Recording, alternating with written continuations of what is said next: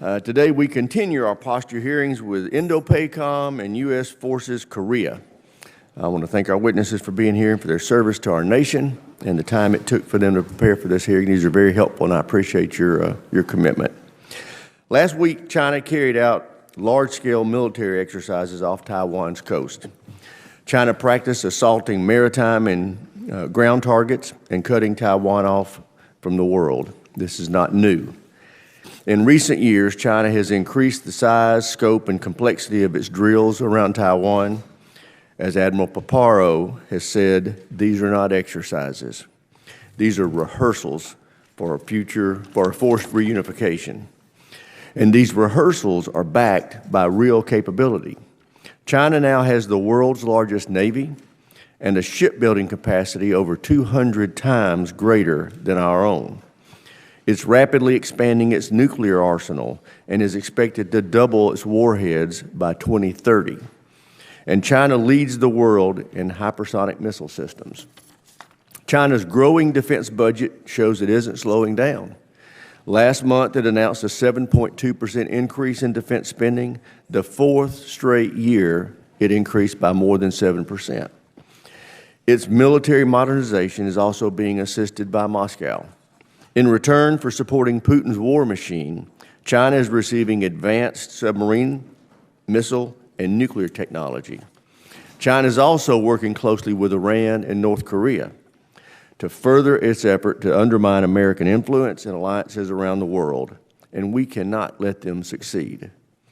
Yet, year after year, the billions in Indo-PACOM's unfunded priorities have shown we're not giving our warfighters the tools they need to defeat China or to deter China.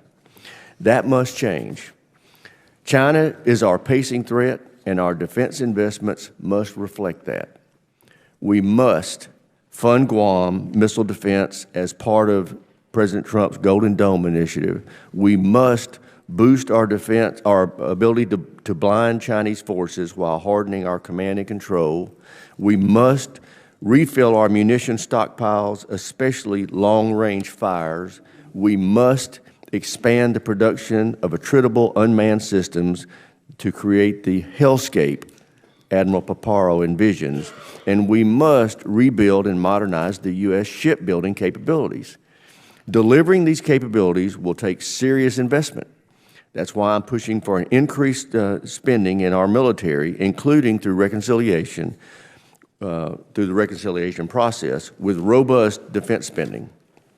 Ultimately, deterring China, ultimately deterring China is not something we should do alone.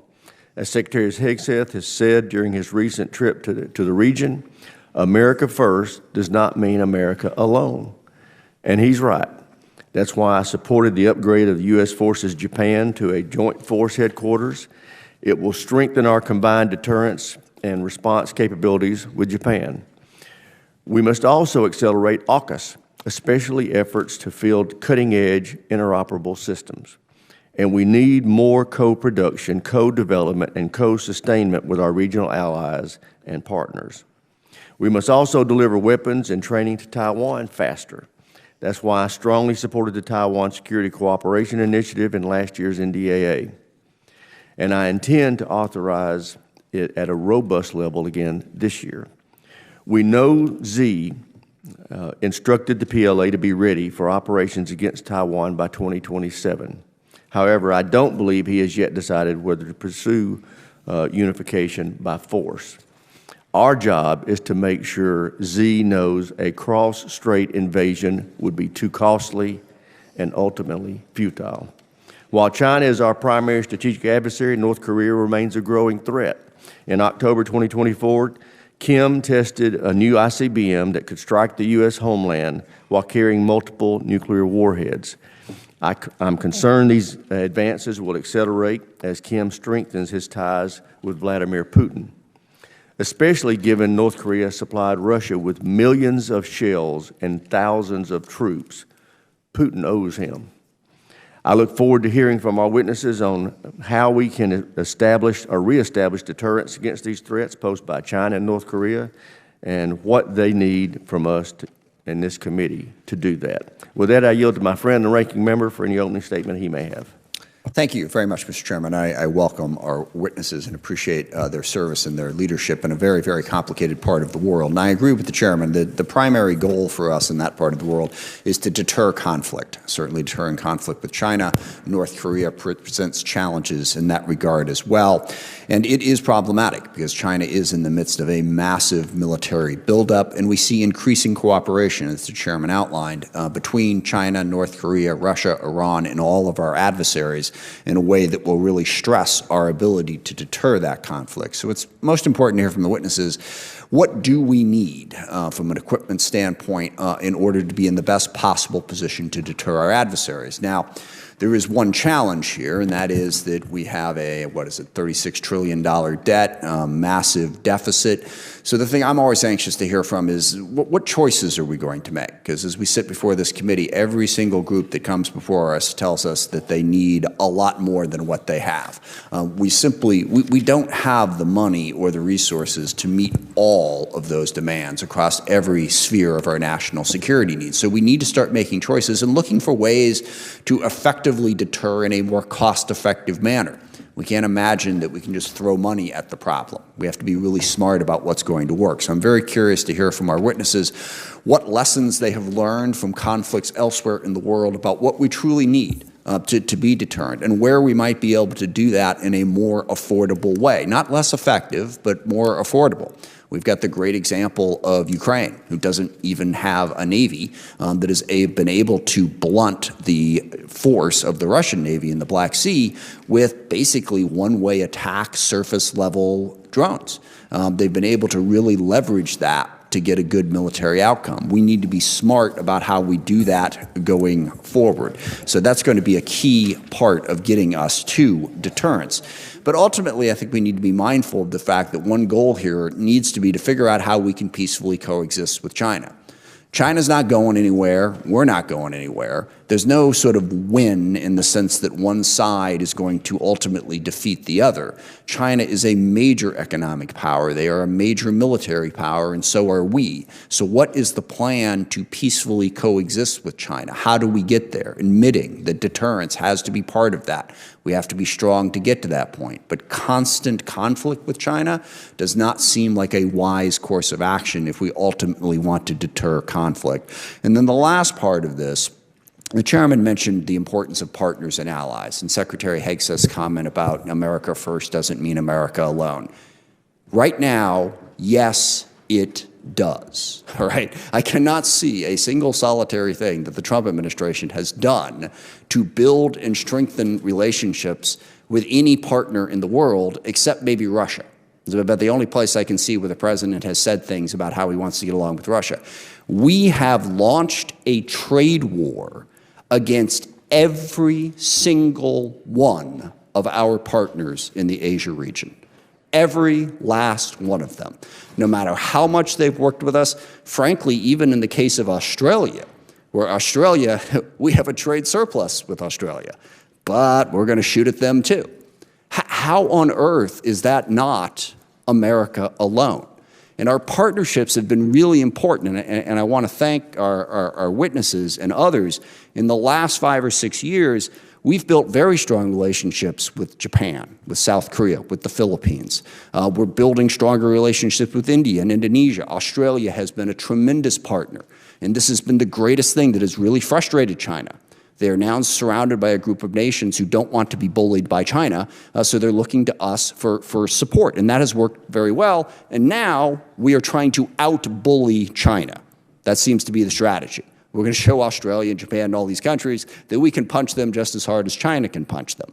I am deeply concerned that that is going to undermine our ability to deter the region towards no particular end.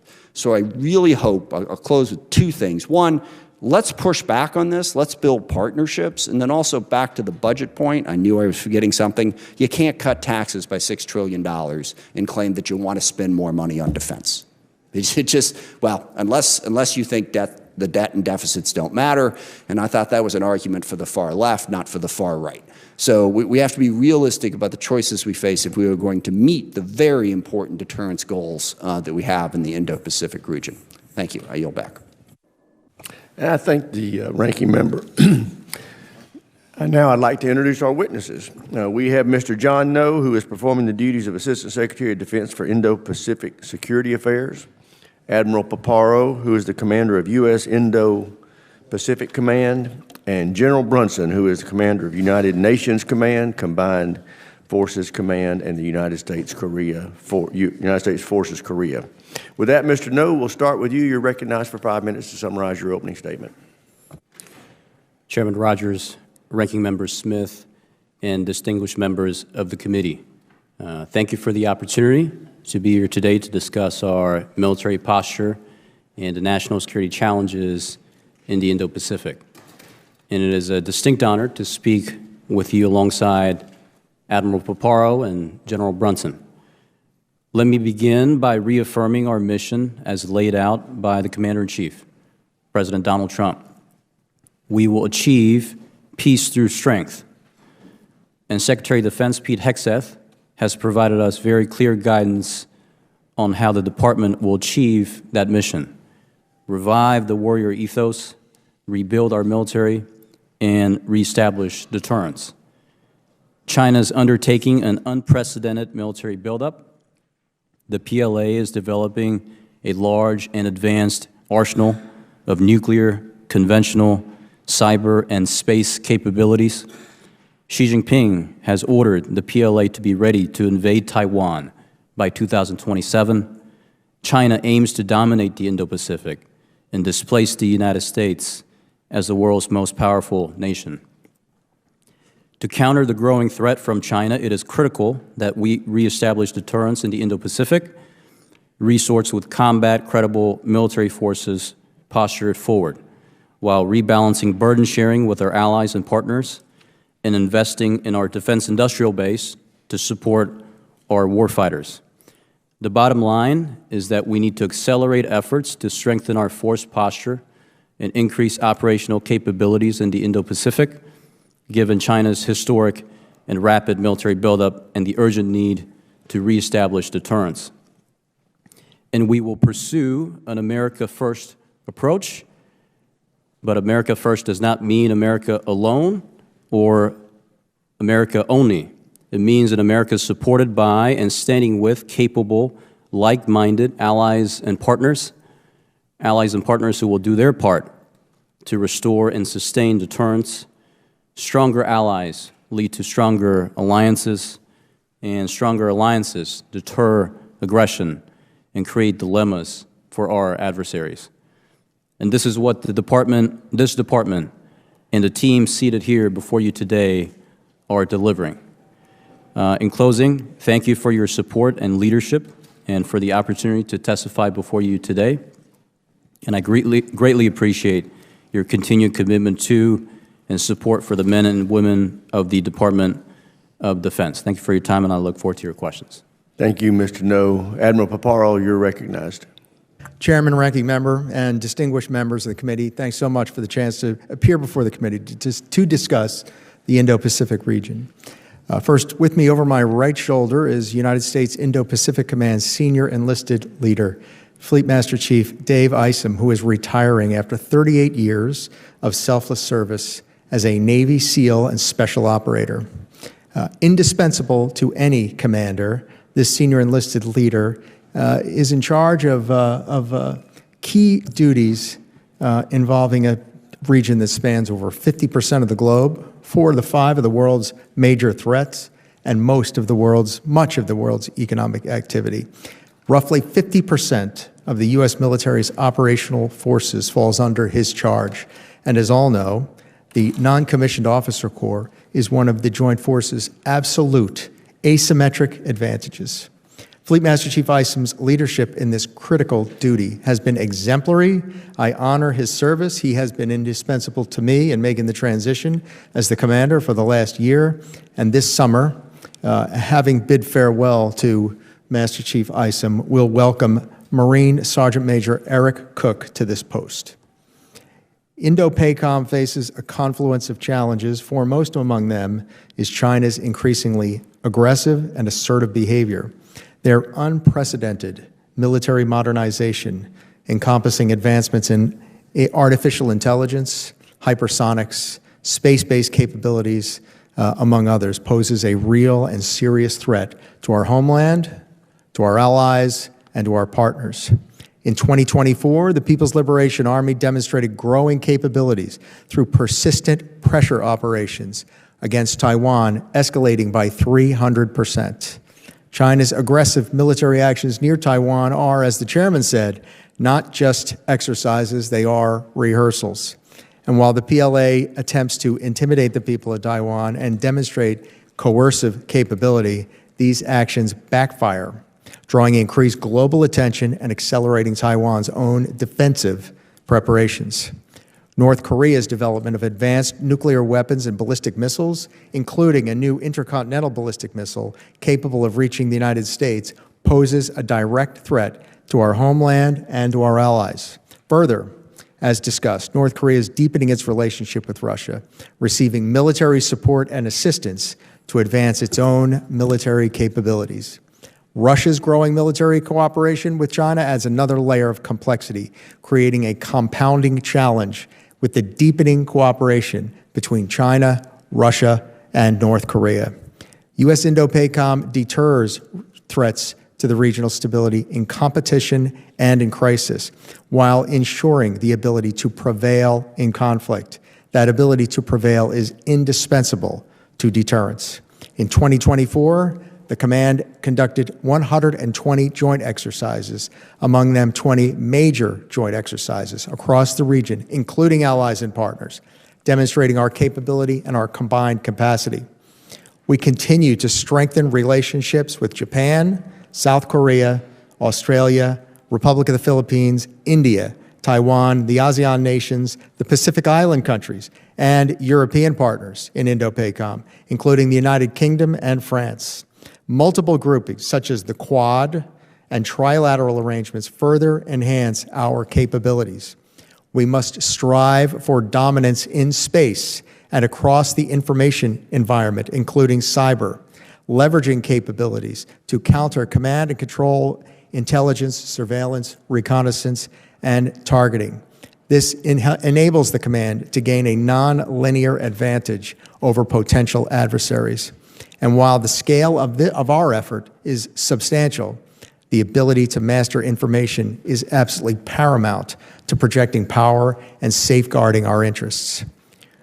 To maintain credible deterrence, U.S. Indo-PACOM requires sustained investment in counter C5 ISR and T, in fires, in integrated air and missile defense, in force sustainment, and as discussed, in autonomous and artificial intelligence-driven system, and all under greater ability to maintain domain awareness.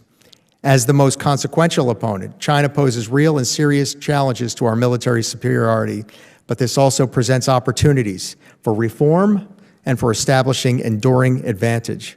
While Indo-PACOM faces significant challenges, I do remain confident in our deterrence posture and the ability to defend U.S. interests and maintain regional stability, but the trajectory must change.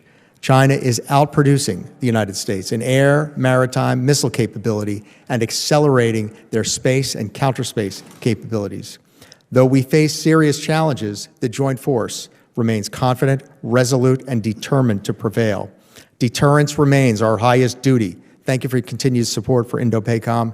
Together, we advance the security, freedom, and prosperity of the American people and our allies and partners. I look forward to your questions. Thank you. Thank you, Admiral. General Brunson, you're recognized. Chairman Rogers, Ranking Member Smith, and distinguished members of the committee, thank you for the opportunity to speak to you today. I'm honored to sit alongside Mr. Noh and Admiral Paparo here in the first of my posture hearings, the first of what I hope to be many more in the future. I would like to take a moment to thank you all for your continued and steadfast leadership and support to service members, the civilians that serve alongside us and their families. I'd also like to thank you especially for your continued assistance to those soldiers, sailors, airmen, Marines, and Guardians who are serving in Korea. I'd be remiss if I failed to recognize and give my condolences publicly to the family of a Republic of Korea Special Operations soldier who lost his life in a free-fall parachute accident yesterday. It's a reminder that there is a high cost associated with wearing the cloth of our respective nations. In my career, every opportunity I've had to lead our nation's men and women has been an honor.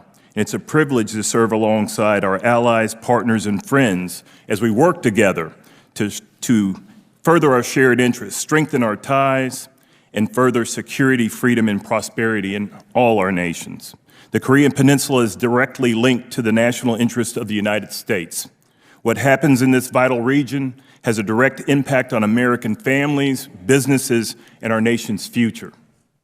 For over 75 years, we've invested our national treasure in the region. Northeast Asia is a region critical to U.S. national security and a region where recent authoritarian collusion between China, Russia, the Democratic People's Republic of Korea, and Iran has intensified. It's a region of emergent challenges. However, there are also undeniable opportunities. Because our interconnected world grows closer and closer, any military actions that would occur on the Korean Peninsula would have worldwide and potentially global impacts. One of the things that we're looking at presently is an ability to continue to partner alongside others like those in UN Command, those 18 nations that make up that command, to continue to build partnerships which will strengthen not only our capacity in the region, but also be an indicator of our resolve therein. In 2024, DPRK focused on advancing their cruise missile and hypersonic glide vehicle research and development programs, launching some 47 ballistic missiles with one failed satellite launch attempt. Kim Jong-un also had 2 highly publicized visits to his nuclear sites, clearly conveying an intent to advance his nuclear weapons capabilities. Over the past year and a half, DPRK has exported munitions and troop support to Russia, demonstrating an ability to not only provide for another conflict, but to continue advancing their domestic capabilities.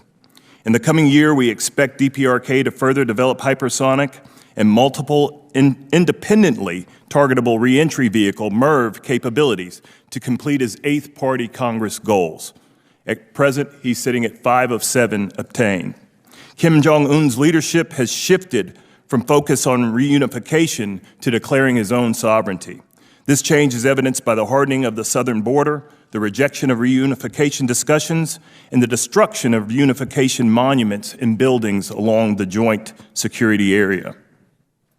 DPRK continues to build its nuclear weapons program and boasts a Russian equipment-augmented, modernized military force of over 1.3 million personnel. To contrast that, I would like to mention the ROC U.S.-Japan alliance. Our trilateral efforts, along with those other nations within the United Nations Command, have woven together an integrated regional defense posture. Together, we've achieved new levels of interoperability and theater-wide combined joint all-domain exercises and training. Our presence in Korea demonstrates American strength. It imposes cost and deters military aggression by our adversaries. The ROC U.S. alliance remains the linchpin of security in Northeast Asia. I'm committed to working with you to ensure the continued security, freedom, and prosperity of the Korean Peninsula and a free and open Indo-Pacific. Thank you, and I look forward to your questions. Thank you, General Brunson. I recognize myself first for questions. Admiral Paparo, how does the growing cooperation between China, Russia, and North Korea present challenges in your area of operations? Chairman, each country compensates for the other's weaknesses. In this case, it's quite transactional, and there's a matter of symbiosis among it. So, for example, China has provided 70% of the machine tools and 90% of the semiconductors that support Russia's rebuilding its war machine. North Korea provides, as discussed, thousands of rounds in support and troops. And coming back to China and to North Korea are key capabilities where they would otherwise be behind that would help close the gap: submarine technology, missile technology, and surface-to-air missiles, and so forth. This is a transactional symbiosis that poses a serious challenge. Great. General Brunson, what does the U.S. gain from our presence on the Korean Peninsula? And if in fact, your tri-command of U.S., South Korea, and UN forces didn't exist, what would it cost us to reestablish that kind of foothold on the Asian continent? Chairman, as you know, that'll be surely a matter of policy, but from my perspective, what I see is that we've got positional advantage currently. We've had experience. You asked us in your opening to sort of highlight these things in regard to our experiences, and I can say that honestly, having been a Special Operations Joint Task Force commander in Iraq 1 year, I found myself on a FOB that I had been on as a battalion commander 6 years before. And we don't want that same condition. I think what we have to recognize is that the way that we are organized, the way that we posture ourselves in the region, we ought not seek credit for it, but we ought to at least acknowledge the fact that we're in all the places that we need to be. Capacities aside, the capabilities that are resident within the KTO presently are right where they need to be, my military assessment. I think that decisions will be made in the future, but just getting back in there and what we might be able to provide, again, in terms of protection and sustainment, which we're able to do across the globe, I think is critically important. Great. Admiral Paparo, how can the U.S. accelerate the delivery of U.S. weapons to improve Taiwan's self-defense? How will the Taiwan Security Cooperation Initiative authorized by the FY25 NDAA help us deliver these needed capabilities to Taiwan? Chairman, key is to eliminate, remove bureaucratic, in some cases, bureaucratic limitations in order to do so. Liberalizing the supply bases, certifying supply bases, a steady flow of funds in order to fund those capabilities and downstream long lead item matters would greatly enhance our ability to produce at speed. And do you think that would have a deterrent effect on China's perceived opportunities? Sir, I think it gains 3 to 5 to 1 leverage for every capability that we provide in defense. Great, thank you. With that, I yield to the ranking member for his questions. Thank you. Sort of building on that last question, Admiral Paparo and General Brunson, if you had to add, as I mentioned in my opening statement, what capabilities, just focusing for the moment on what the U.S. could do you most need? Do you think would be have the most deterrent effect? I know, obviously, everyone wants more ships, more planes, more everything. But if you could, narrow it down to here are some of the most crucial things that could help you, just focusing on U.S. needs to deter. If both of you could give us an answer on that. Ranking Member, the most critical need to focus on is our counter C5ISR&T capability, which gives us freedom to maneuver, freedom to operate at lower risk throughout the area of responsibility. Secure communications, basically. The ability to dazzle, deceive, destroy, the adversary's ability to see and sense, and then hardening our own ability to give a high-fidelity common operating picture to units to unlock their ability to operate tactically. Yeah. Any piece of that in particular where you see the greatest need right now, understanding that I'll ask you this in the classified session as well and get into more detail. But because posture hearings are different this year, we haven't got the budget yet, so it's a little weird. But as we will lead up to the budget, that hopefully will come in about a month, what would be most important to be in there to meet that need? Leveraging the United States' ability, having 90% of the space lift in the world to bring counter-space capability, and then to continue to enhance our cyber capability. And many others in the form of long-range weapons, in the form of unmanned and AI systems that affect air denial and sea denial in enclosed places, such as the Taiwan Strait, augment these. Yeah. I'm just going to ask this. So General Hawk got fired. He's the head of NSA Cyber. How has that impacted your ability to work with NSA and Cyber on those very critical issues that you just outlined? I say we're ready to work with whatever competent individual is in place, and we'll continue to try to enhance that ability. Did you think General Hawk was a competent individual who you could work with? Yes. General Brunson, on the first question about capabilities, what would you most need in your command? Sir, as I had the opportunity to mention yesterday in the HAC-D closed session, all my requests are inhabited within the IPL of Indo-PACOM. I would tell you that as I look at the more ephemeral domains of cyber, EW, and space, I'm looking to be engaged in those in a more fulsome manner. And I think that that's where we can talk in closed about some of those particular capabilities that we need to bring to bear on the peninsula.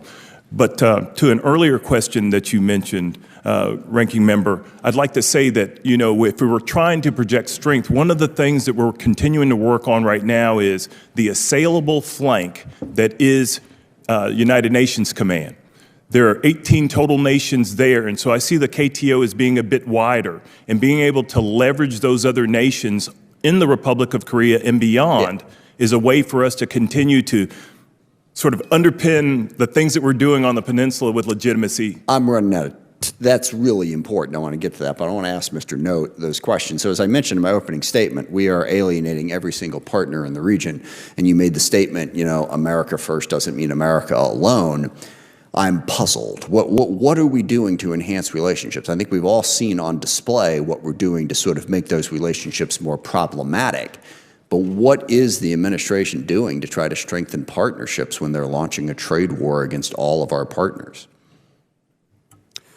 Ranking Member Smith, so as you know, Secretary Hegseth just came back from his first trip to the Indo-Pacific, where he visited both the Philippines and Japan. He had a chance to reaffirm our commitment to those important alliances with— What is that commitment? I mean, we can all go on vacation to Japan and say how much we love the country, but what is that commitment? Because there doesn't seem to be any commitment other than threats and bullying. It's reaffirming our commitment, our treaty obligations to both the Philippines and Japan.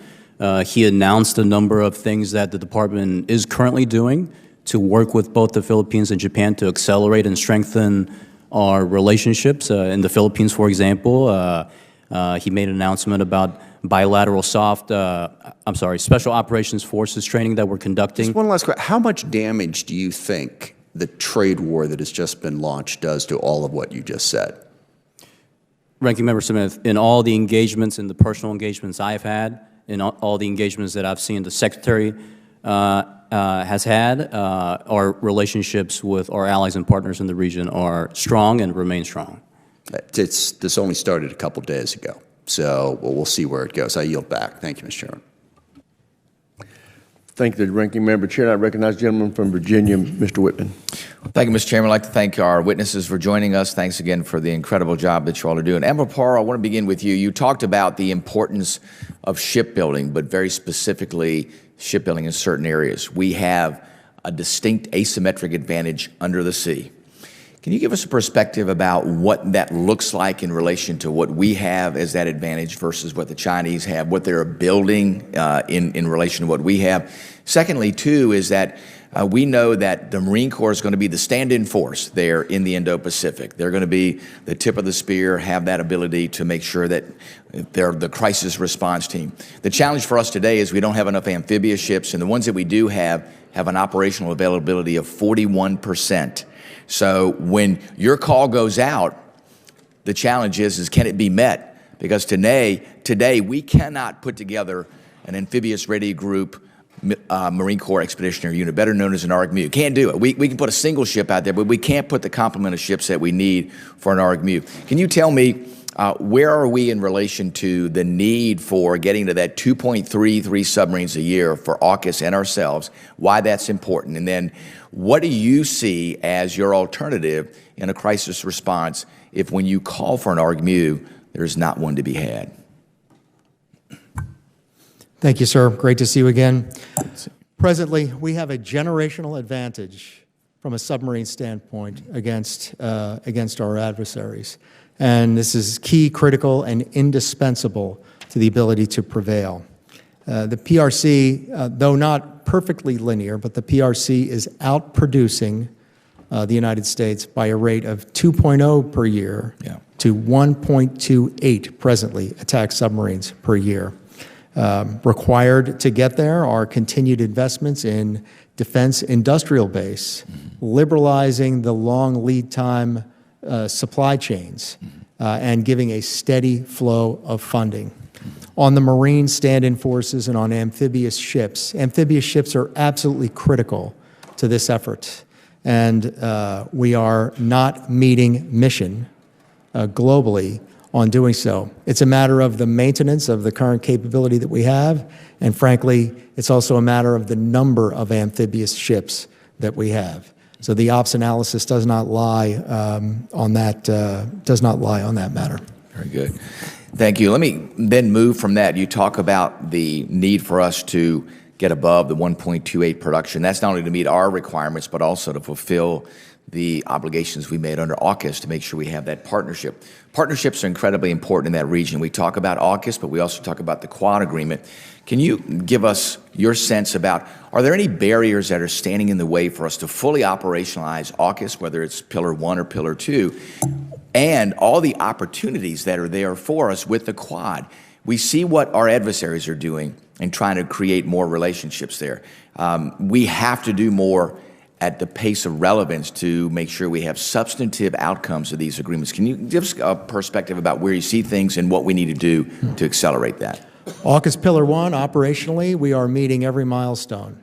The biggest risk driver to AUKUS Pillar 1 is getting to that production rate by the time that Australia purchases its own Virginia-class submarine. That is the greatest barrier that I see right now presently. On Pillar 2, the other capabilities, missiles and unmanned and cyber, on this case, the biggest barrier are barriers to our administrative and bureaucratic barriers to co-production. Co-production among our partners, not just our AUKUS partners, but all of our partners, would greatly enhance our missile magazines for all of us. Mm-hmm.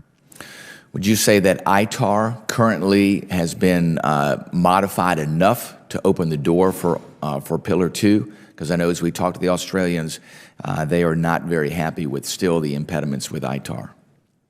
I would agree with them. Okay, very good. Let me ask, are there other ways that we can get the most out of technological cooperation with our friends, not just there with AUKUS, but also with the Quad, where there's great opportunities with India and more opportunities with Japan? Give us your perspective on that. Yes, that multilateral, India, Japan, the United States, and Australia, that is critical and it's growing. Mm-hmm. And we've seen some progress also with co-production among us, and we see some progress on exercises. But again, our limits to co-production and speeding up our ability to release key technologies to our partners under conditions of trust and under the scrutiny of trust that leads us to do so with confidence will enhance that effort. Gentleman's time's expired. Chair, and I recognize the gentleman from Connecticut, Mr. Courtney. Thank you, Mr. Chairman, and thank you to the witnesses for your testimony this morning. Again, at the outset, I just would note on Saturday, the 24th Virginia-class submarine was commissioned into the Navy. There are 4 more that are coming online between now and the end of 2026. So, there's no question that the cadence is not where it should be, but if you look at tonnage, and again, if you look at the fact that post-COVID, the yards are recovering. We just had the new Secretary of the Navy at Quonset Point on Friday, who, again, got an eyeful in terms of just the chock-a-block activity that's going on there. So just to go back to AUKUS for a second, Admiral, this committee in record time enacted all the authorities in 2023 per optimal pathway to get, again, that engaged. There still is, in my opinion, a misperception that AUKUS is primarily about just helping Australia. Can you talk a little bit about what it means in terms of the U.S. as far as making our nation safer and also the Indo-Pacific safer? Yes, AUKUS delivers something to Indo-PACOM that is critical and could be a key advantage, and that is an Indian Ocean submarine base. This gives us faster response time to the South China Sea than in Hawaii, in Washington, in San Diego. It gives us the key ability to maneuver into the Indian Ocean without the burden of having to go through straits. And so it is key. And then Australia is making key investments in the submarine industrial base. As I utter these words, there are 11 Australians stationed on attack boats in Hawaii and scores that are working in the Pearl Harbor shipyard. These are just but a few of their contributions. And again, the plan is also to have the rotation of Virginia's starting in 2027, I believe, in Henderson in Western Australia, which again, they are making huge investments in terms of the infrastructure that's necessary for that effort. One of the authorities, Mr. Noh, that we enacted vis-a-vis AUKUS was we had to actually pass a law to allow Australia to invest $3 billion into our industrial base. It was such a novel, extraordinary component of the optimal pathway that we actually, as I said, had to change the Treasury Department's rules to accept that money. As you, I think, should know, the defense minister from Australia, in his visit with Mr. Hegseth, brought the first check for $500 million, which was deposited in the U.S. Treasury. And to follow up Mr. Smith's question regarding the trade war that's happening right now, Australia has a free trade agreement with the U.S. There are 0 tariffs on U.S. goods that come into Australia. As Adam said, there's a 2-to-1 trade surplus from the U.S. into Australia. They're putting money into our industrial base, and yet we are tariffing Australia at the same level as the country of Iran. And I will tell you that, maybe you've had sort of conversations where this hasn't come up. That's not the case for some of us who, are in touch with members of parliament in Australia. There is definitely collateral damage to our allies in terms of what's happening out there. And the picture that was in the news the other day of representatives from the South Korean government and Japan shaking hands with China to announce a new anti-tariff effort by those countries. I mean, we are just pushing people in the wrong direction in this part of the world. And we need more from you in terms of just what is the department's position in terms of advising the White House about the fact that this is driving our allies in the wrong direction. Congressman, on the issue of tariffs, I mean, that's an issue that's beyond the purview of my personal position to comment on. It's not something the Department of Defense focuses on, but you mentioned the $500 million contribution that Australia made. I was there when Secretary Hegseth met with Deputy Prime Minister Marles. We were grateful, and we are grateful for the contribution Australia is making. That's part of a larger $3 billion investment into our submarine industrial base. Secretary Hegseth said at that meeting, there's more that needs to be done to increase our... I have just a few seconds left. I mean, this is an all-of-government situation, and you cannot stovepipe the Department of Defense in terms of just what's happening with other parts of the administration. And this trade war, as I said, is driving our allies in the wrong direction, and we need to stop it. I yield back. Gentleman's time has expired. Chair, and I recognize the gentleman from South Carolina, Mr. Wilson.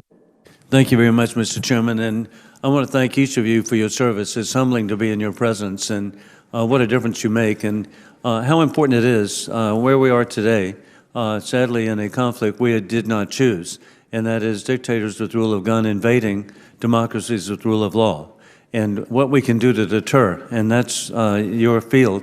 And we saw, sadly, dictator war criminal Putin to invade Ukraine on February 24, 2022, under the theory that Ukraine doesn't exist.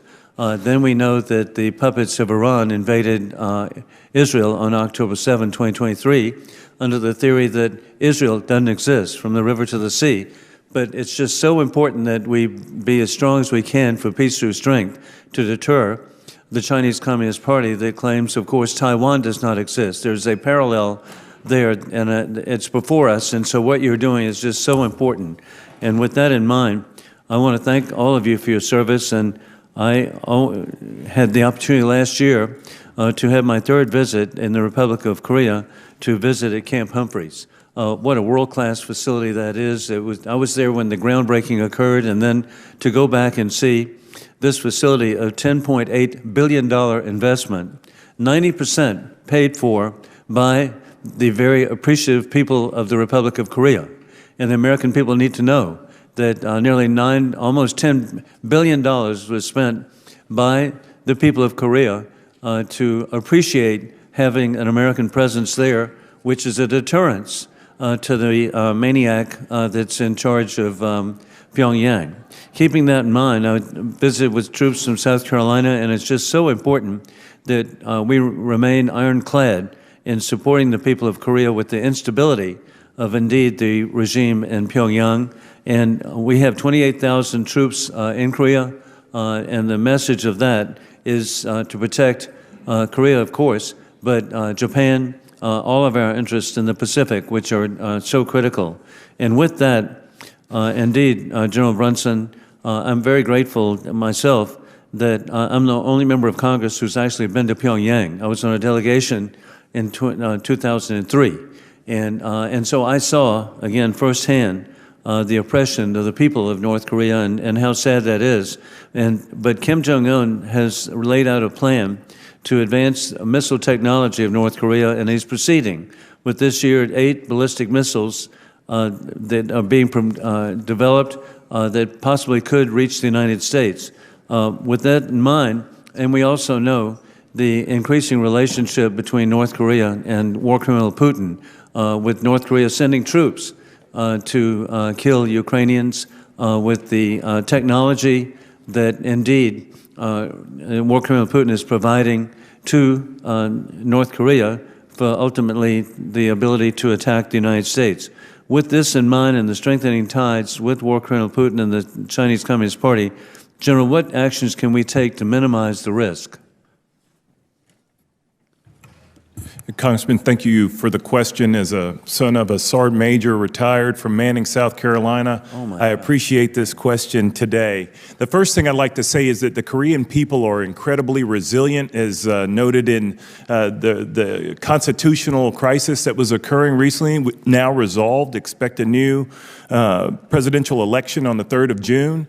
They also provide for us, as you mentioned, an environment wherein we can build readiness across the joint force.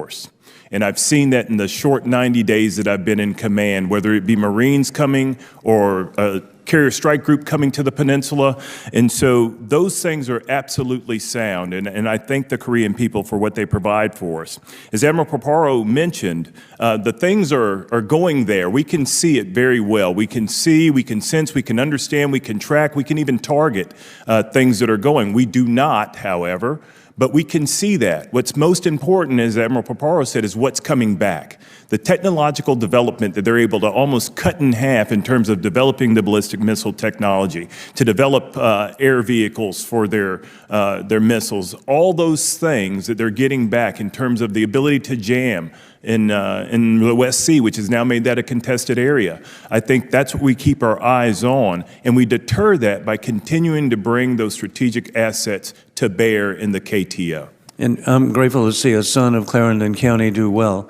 And Admiral, just a point, I appreciate Donald Trump naming the Indo-Pacific, and I appreciate every effort made to work with our defense allies of India. What a great ally they can be, and particularly with the development of an industrial base of their own, not to be depending on war criminal Putin for inferior Gentleman's time's equipment. expired. Chair now recognizes the gentleman from California, Mr. Garamendi.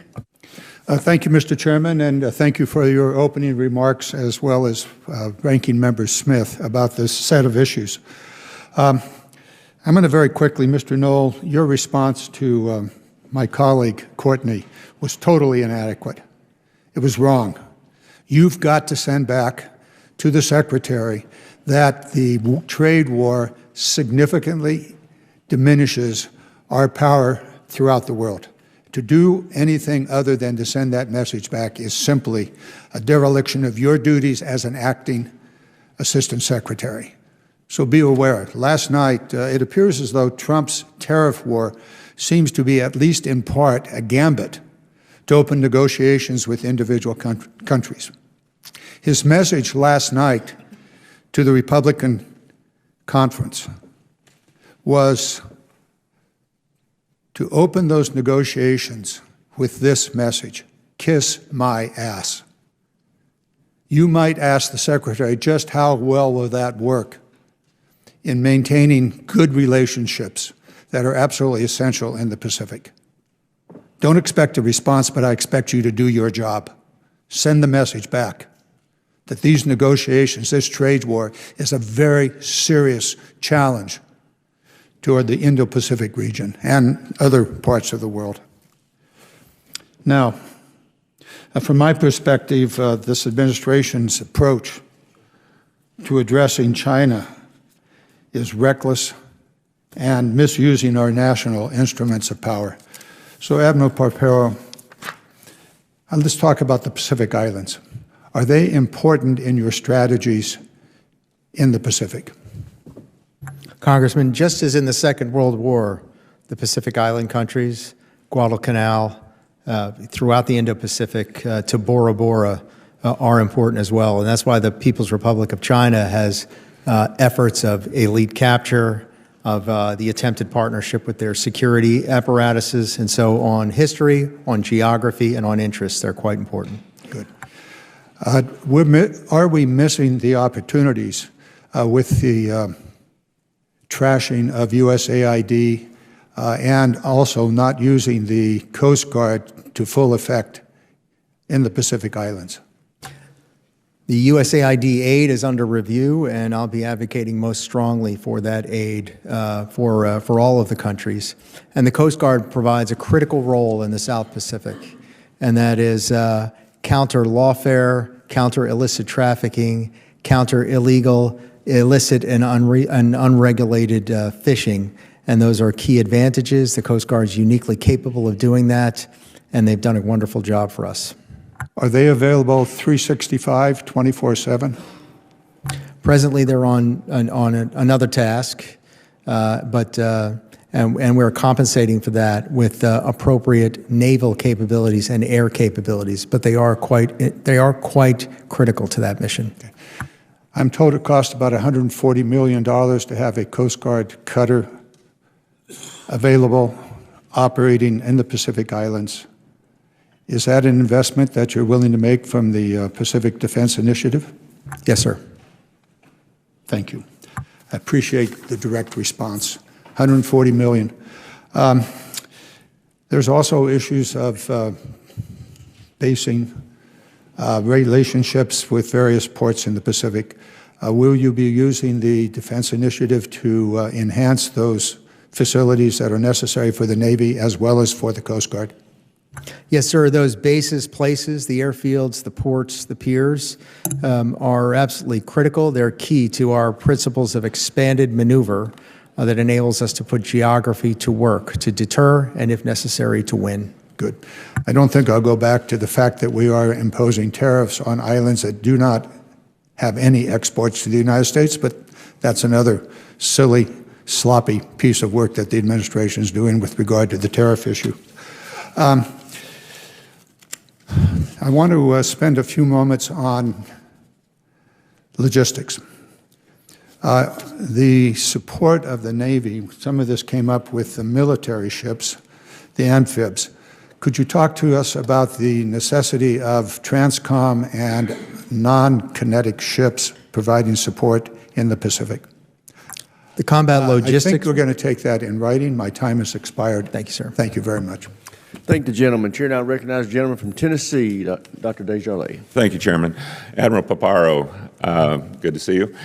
You noted that PLA activity around Taiwan jumped 300% last year, including what you described as dress rehearsals for potential invasion.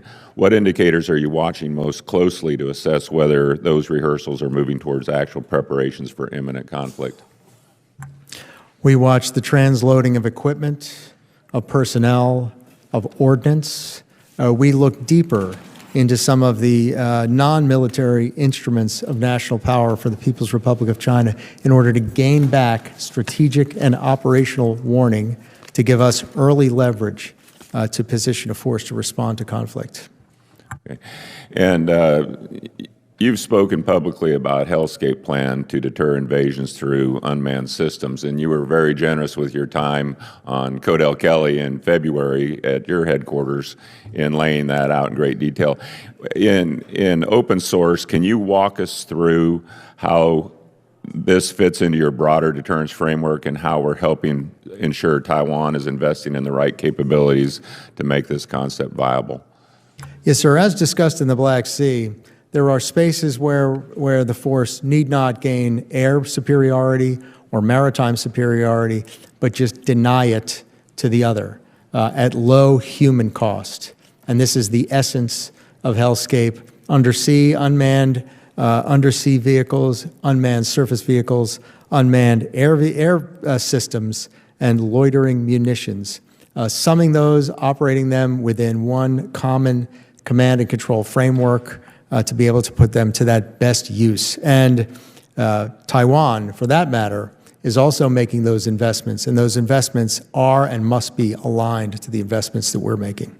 Good, thank you. And Admiral, last week the U.S. and Chinese military officials held their first working-level maritime security talks since the start of this administration. Can you update the committee on how these conversations went and how you see their value in the current environment? Both sides were very direct. They were conducted professionally, and we lodged several inputs into the discussions about unsafe, unprofessional behavior, the deployment of flares in front of our partner nations' vehicles and I should say aircraft, dangerous maneuvers around ships. And it's an important dialogue that we had, and I feel confident that the People's Republic of China caught the message. Okay. And you touched on this briefly with Mr. Whitman, but just a little deeper dive. We often hear that alliances are our asymmetric advantage, and I agree with that in principle. But how do we ensure that those relationships remain net contributors to deterrence rather than creating dependencies? And what have you already seen that you would like to see over the next year or two that would signal they're stepping up in the face of the PLA threat? Greater investment in their own defense from a standpoint of percentage of their GDP, their gross domestic product, as an indicator, acquiring the right systems that are interoperable among all of the partners. And of course, there's Australia's historic investment in AUKUS and the United Kingdom, I might also add. There's Japan's investment and a counter-strike capability with the acquisition of 400 Tomahawk land attack missiles. These are some of the examples of how this is operationalized. Are there gaps that we still need to fill to close and make those efforts more strategically impactful? There are always gaps because we're never satisfied with how ready we are.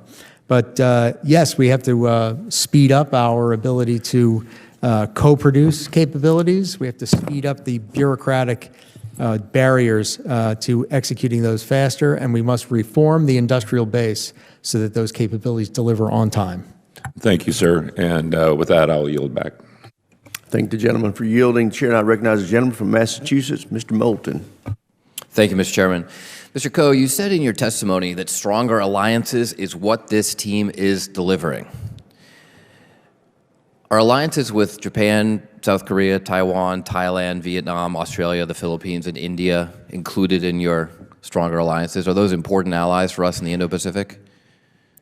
Congressman, absolutely. So you're raising tariffs 24% on Japan, 25% on South Korea, 32% on Taiwan, 36% on Thailand, 46% on Vietnam, only 10% on Australia, 18% on the Philippines, and 26% on India. How do these tariffs strengthen our alliances? Well, Congressman, as I said before, the issue of tariffs is beyond purview of my position. Oh, so it doesn't matter? You don't think our allies care about tariffs? You seem to care about our allies and the relationship we have with them. You don't think tariffs have any influence on that? Congressman, I've had multiple engagements, personal engagements with allies and partners. Does weakening our allies' economies help our alliance? All the engagements that I've had, that I've seen the Secretary have with his counterparts, lead me to believe that our alliances and partnerships are in a very that they like the strong tariffs, that that's a good move. It strengthens our alliances. Is that what you're saying, Mr. Koh? Our alliances and partnerships are in a very strong place. These tariffs are also going to raise prices for American consumers, including American troops. Will this be good for your soldiers, General Brunson? Do they have a lot of extra disposable income to spend? Congressman, in answer to the extra disposable income, I've got two college-age daughters that I'm still putting through college and a 15-year-old at home. I don't know that disposable income is what I would look at here. Admiral Paparo, when the tariffs raise the prices that your sailors and Marines pay at the commissaries for groceries, the PX and whatever, is that good for your sailors and Marines? Higher prices? Them and their families? Higher prices will hurt our service members. Mr. No, you mentioned that, I appreciate the direct answer, thank you. Mr. No, you mentioned that Secretary Hegseth recently traveled to the region to reaffirm our commitment to our allies. Is South Korea one of those important allies? South Korea is a very important ally. In his call several weeks ago with the... So I wonder if the reason why you have to reaffirm those alliances is because of this trade war the President has started. But regardless of that, can you explain how pulling out Patriot batteries from South Korea demonstrates that commitment? Congressman, we face a very dangerous security environment. The department Yes, in the Indo-Pacific, which is your #1 priority. So why are you pulling Patriot batteries out of South Korea to send them to the Middle East? I thought that China was the pacing threat. Well, Disagree with that? Congressman, the department will continue to address threats as... General Brunson, is it helpful to you in South Korea and your alliance with the South Koreans to pull out a Patriot battery? Congressman, if I could be given just a second to explain the way we handled that. No, I don't want to know. I just Got want to it. know if it's helpful or not. I don't want an explanation. I just want an answer. And it would be helpful if you could give direct answers like Admiral Paparo. Admiral Paparo, back to you. I recently heard from a commanding officer under your command expressing frustration and disgust over Secretary Hegseth's illegal disclosure of top-secret targeting information detailing when American pilots would be over enemy territory on an unclassified platform that we know is targeted by our adversaries, including China. I've never heard from this commander about an issue like this before. He seemed concerned about the example that this sets for our troops. You have to make rapid operational decisions. Do you use signal chats to discuss operational plans and other classified information? No, Congressman. Do you allow sailors under your command to keep their jobs when they knowingly disclose classified information? No, sir. Do you criminally prosecute people under your command who knowingly, illegally disclose top-secret information upon which the lives of our pilots depend? We would if we encountered that. Do you allow your sailors and Marines to drink on the job? No, sir. Admiral Paparo, I assume you expect accountability from your commander. Secretary Hegseth said accountability is back at DOD. When you instill accountability in your subordinates, do you advise them to lie about the disclosure of classified information? No, sir, I expect integrity. Mr. No, you talked about restoring the warrior ethos. Is part of the warrior ethos disclosing top-secret information and then lying about doing so? Yes or no? Is that part of the warrior ethos? You were in the Army. Is that what the Army taught you? Congressman, Yes or no? Did the Army teach you that, Mr. No? Gentleman's time's expired. Chair, and I recognize the gentleman from Mississippi. My guess is no. Mr. Kelly. It's unfortunate that this committee, which has always been bipartisan, this is a Ways and Means tariffs and those things, but I'm going to address some. Is being a weak and feckless leader, does that make you more respected by your allies and partners? And I don't expect an answer, but I can tell you we lived through 4 years of a weak and feckless and non-existent leader. And I'm trying to remember whether or not Russia invaded Ukraine under President Trump or whether he invaded under a weak and feckless Biden. I'm trying to remember over the last 4 years whether China has become more aggressive or less aggressive, and I know for a fact that they've become more aggressive because weakness invites bullies to attack. I'll talk about tariffs just a little bit. Is appeasement giving everyone everything that they want at your expense? That is not a partnership. That is not a partnership. I'm reminded in 2017 when President Trump said NATO needs to pay their 2% fair share. And I remember the same kind of reactions across the aisle. Oh my God, how dare we ask our allies? They're going to hate us. They're going to get away. But if you look back now, they have increased their ability to defend themselves and to help us defend them in NATO. I will tell you that tariffs being taken advantage of is not how we become strong leaders in the community. Giving your kids everything they want is not good parenting. It is not about likability, it is about respect. And so with that said, Admiral Paparo, in the Indo-PACOM is arguably the most consequential theater of this century, specifically as it pertains to fuel, both in the air and on the sea. Are there gaps, or are there things that we can do as far as air and sea in fuel delivery?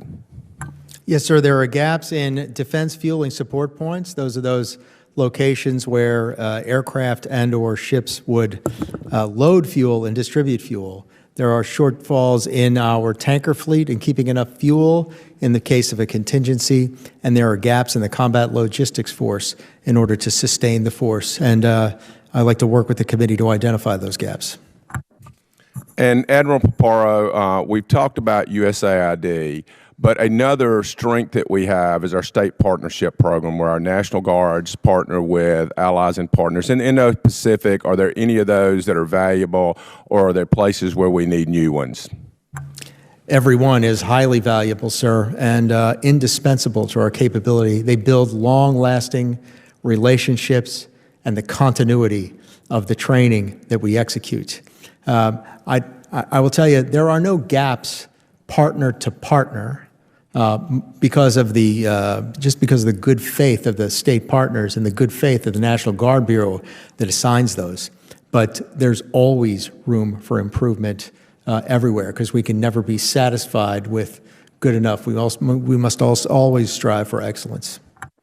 And I want to address just a little bit, because I also sit on the House Select Committee on Intelligence, and the signal chat, while ill-advised, and I'll be the first to say that, there's no indication that any classified real-time information about strikes that are not specific in the location, that would not be top secret information, would it? If it doesn't disclose location, time, systems, that would not be top secret unless it disclosed beforehand sources or methods or direct specific things that could be used. Is that correct to Admiral Paparo and General Brunson? Agreed, sir. Yes, sir. And Mr. Noh, you've had a lot of hard questions, and I hate to put y'all, listen, y'all are the Secretary, y'all work for the Department of Defense, not the Department of Commerce or for the Ways and Means Committee and tariffs. But I want to ask you, relationships, Mr. Noh, when we're looking for strength of partnerships and alliances, are we looking at someone who just takes everything we give them and gets mad when we want something back? Or are we looking for mutually beneficial relationships with nations where we both can be more successful? Absolutely mutually beneficial relationships, Congressman. And do you agree, under the Trump administration, the last time and this time also, that he is striving to build relationships that are duly help both sides, not just one side of the equation, their side? Absolutely, Congressman. Okay, with that, I yield back, Mr. Chairman. Thank the gentleman. Chair and I recognize the gentlelady from Pennsylvania, Ms. Houlihan. Thank you very much for the conversation. Admiral Paparo, I read that you went to Villanova University, which is just down the road from my district. And I want to, actually don't even need to probably draw your attention to the recent earthquake in Myanmar. And some of the conversation earlier in our hearing talked about USAID, and the earthquake in Myanmar has claimed at least 2,000 lives that we know of. And the U.S. was very noticeably absent in terms of our response from USAID. No USAID presence, no visible coordination or relief efforts, even as China and Russia, in fact, stepped in to rescue people, children, and elderly from collapsing buildings.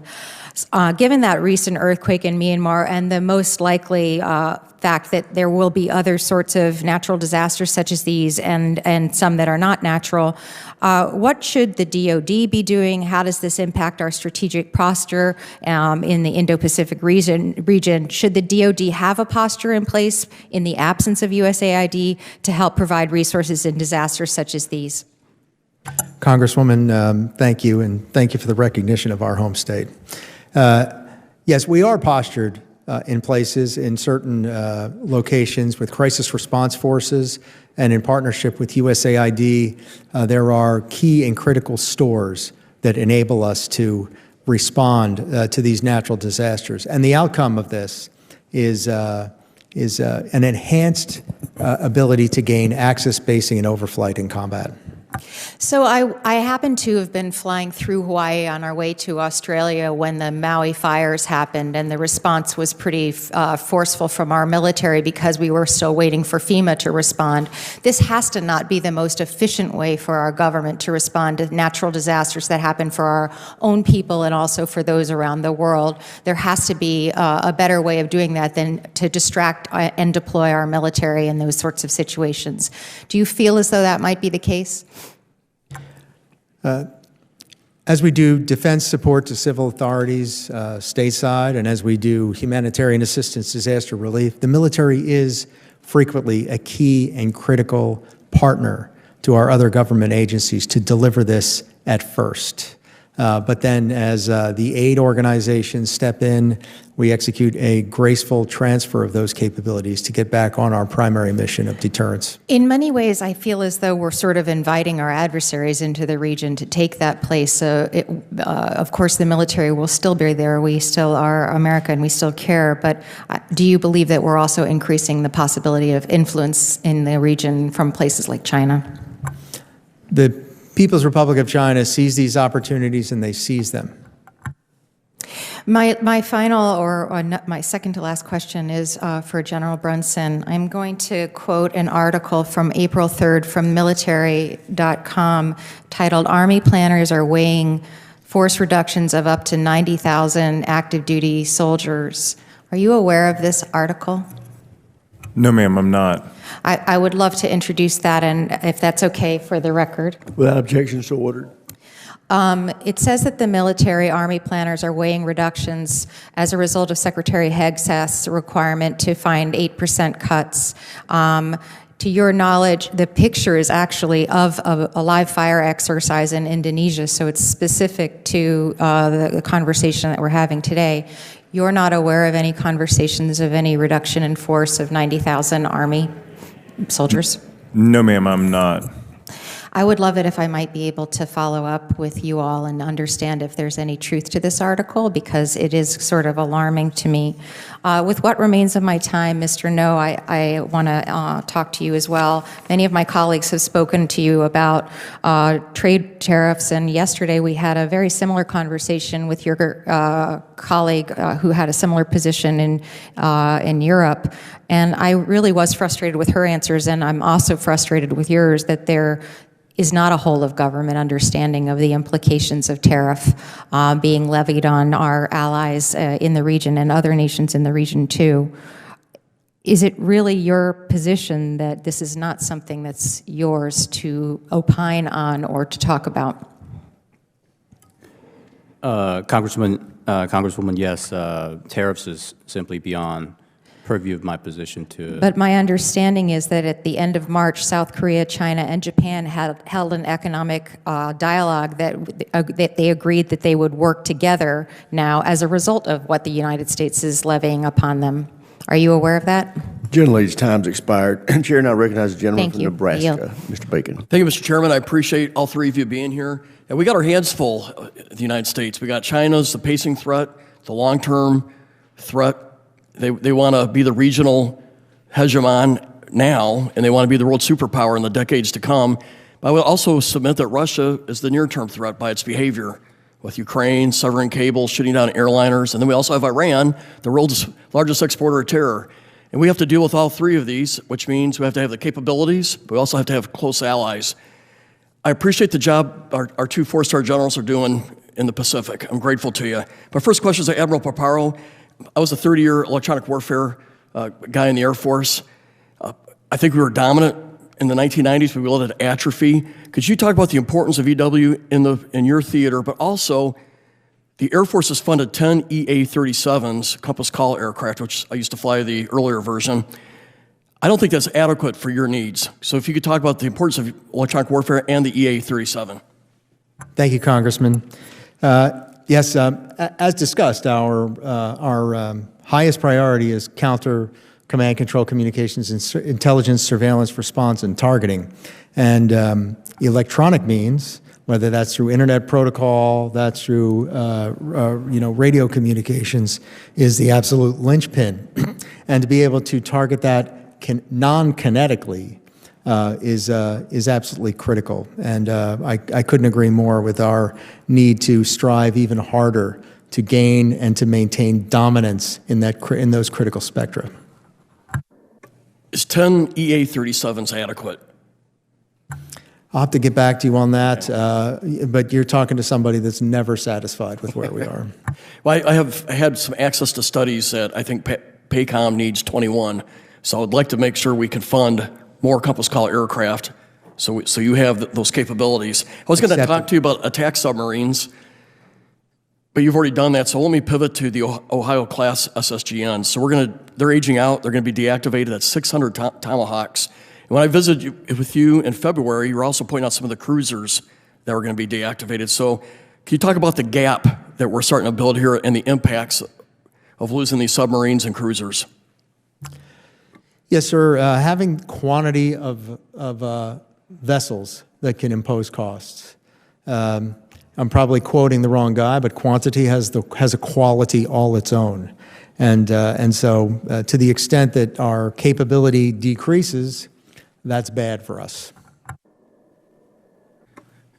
General Brunson, a question for you. Can you talk a little about why is North Korea sending thousands of troops to Russia, and how do you think they're benefiting from this? Yes, Congressman. So one of the reasons is it helps them to circumvent the normal course of business and sanctions that exist on them presently. It allows them to get around some of that because there is materiel that's coming back to the Democratic People's Republic of Korea. They're also able to get a technological boost, if you will, on things that they are seeking to develop. It's cutting their development time in half. They're also receiving some materiel that we can talk about in the closed session that is causing us some problems in the operating environment currently. I'll come back to the attack submarines since it was already touched on. We've been producing about one a year right now. What's your take on that, Admiral Paparo? It's inadequate, and we've got to work harder in order to do that. And it's a combination of a steady stream of funding. It's a combination of liberalizing the defense industrial base, reforming the industrial base, and so we have to work harder. We have to get to 2.3, 2.4, 2.5 per year, and we can't rest until we do so. Thank you very much. I appreciate all three of you. And I would just close by saying, we're leader of the free world, and we can only produce one attack submarine. We got to do better. I yield. I thank the gentleman for yielding. Chair, and I recognize the gentleman from New York, Mr. Ryan. Thank you, Mr. Chairman. Thank you all for being here. Appreciate you making a long trip, especially for two of the three of you.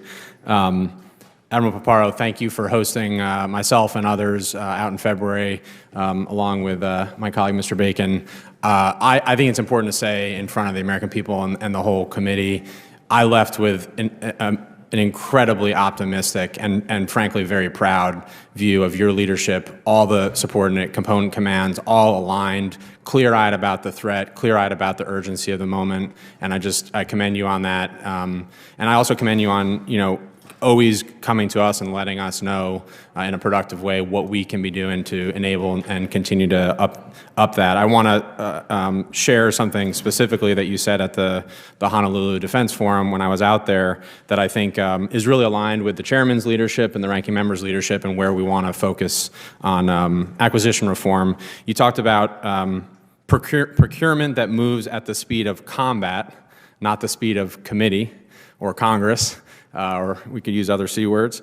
I just want to foot stomp that and thank you for saying that so directly. And again, I really appreciate the chair and the ranking member's leadership in pushing us as a whole committee to drive on that. And I know that you will continue to let us know specific reforms and needs as that goes through. I want to shift now to a separate but related topic. And again, I know we're talking about this a lot, but share Mr. Noh, my colleague's concern and disappointment that we're not getting candid answers. Frankly, even as a very junior military officer, I understood that all the elements of national power, diplomatic, information, military, and economic, have to be synchronized effectively. So I do think the committee and the American people are owed an answer on this. So I want to talk about the impacts to our allies that other colleagues have highlighted. The hypocrisy of asking allies and partners in Indo-PACOM to up their defense spending, up their burden sharing, and then hitting them with nonsensical, uninformed, and I think now clearly shown to be not even technically correct tariffs is I think, a massive own goal, as we would say with my 5- and 3-year-olds that I'm teaching soccer. Your testimony specifically calls out empowering our allies and commanders in your opening remarks as one of the keys to reestablishing deterrence in Indo-PACOM and achieving peace through strength. Yes or no, please? Do you think a 46, or does the department think a 46% tariff empowers Vietnam? Yes or no? Congressman, I can't give a yes or no answer because the issue of tariffs is beyond the purview of my position. Do you think that a 25% tariff on South Korea empowers our allies and partners? Same answer, Congressman. General Brunson, do you think that empowers our allies and partners in South Korea? Congressman, if I could just ask for a point of clarification. Now we're down to 25%. I would say that it impacts their budget, and so that's something else they'll have to work through the Korean government to solve. Do you think it strengthens our partnership, yes or no? Congressman, I cannot say that yet because I don't know the impacts of it.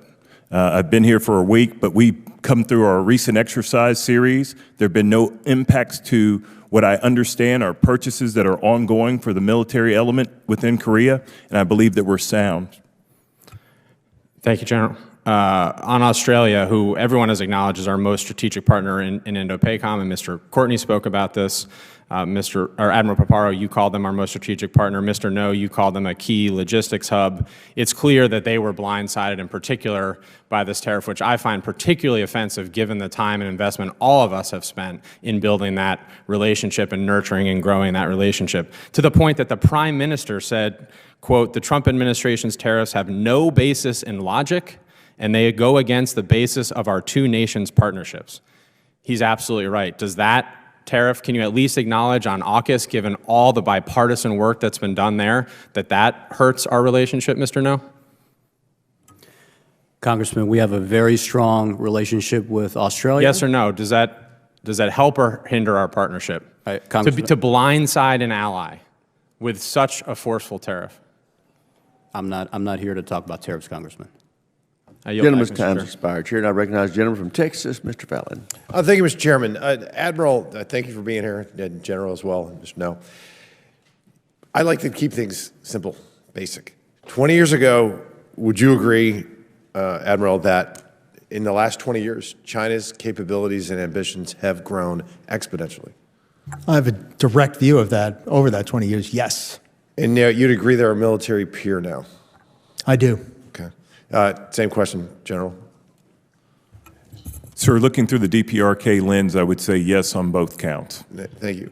So how many, Admiral, how many Marines do we have on Okinawa today? 18,000. And was it roughly the same 20 years ago? 20 years ago, it was about the same, yes, sir. What's the end strength goal right now? Presently, right now, 3rd Marine Expeditionary Force is at end strength as it's stationed where it is. It really is optimized. Okay, and so there's no plans to reduce it from, say, 18,000, 19,000 to about half, 10,000? There is the Defense Policy Renew Initiative, our agreement with Japan, and it's a conditions-based process, and ultimately, 5,000 U.S. Marines are planned to be in Guam, and another 2,700 Marines are planned to be in Hawaii. So given the considerations that we talk about with China and the threat, it's something that I would recommend we do is to renegotiate with our Japanese friends and keep those 18,000, or that strength, 18 to 19,000. Because if, God forbid, General, how many troops do we have in Korea in the 80s, roughly? Was it about 50,000, is that right? Congressman, it's a bit lower than that. In the 40s, 45,000 or so? A little bit lower than that. 40? 28. So in the 80s, 30 years ago, we only had, I'm not talking today, what was it then? 60. What was our high strength? Probably about 60,000 when the division second idea. And what is it now, about 30, about half? About 30, sir. Okay. So we've established that this threat has grown exponentially, and yet we've reduced our footprint. So God forbid, it's a simple question and an obvious answer, but God forbid there is a conflict on the Korean Peninsula. God forbid the Chinese do cross the Taiwanese Straits. Would you rather have 45 or 50,000 American troops on the peninsula, or would you rather have 30? It's obvious, right? Yes, Congressman, it's an obvious answer. You'd always want more, but... Of course. But the same thing, Admiral, in Okinawa, right? I mean, if a little bit's good, a whole lot's better. So. Yeah, and I'm not worried that it's going to capsize either. I think that's going to be solid. So, Admiral, we have a great many allies in the region, wonderful allies.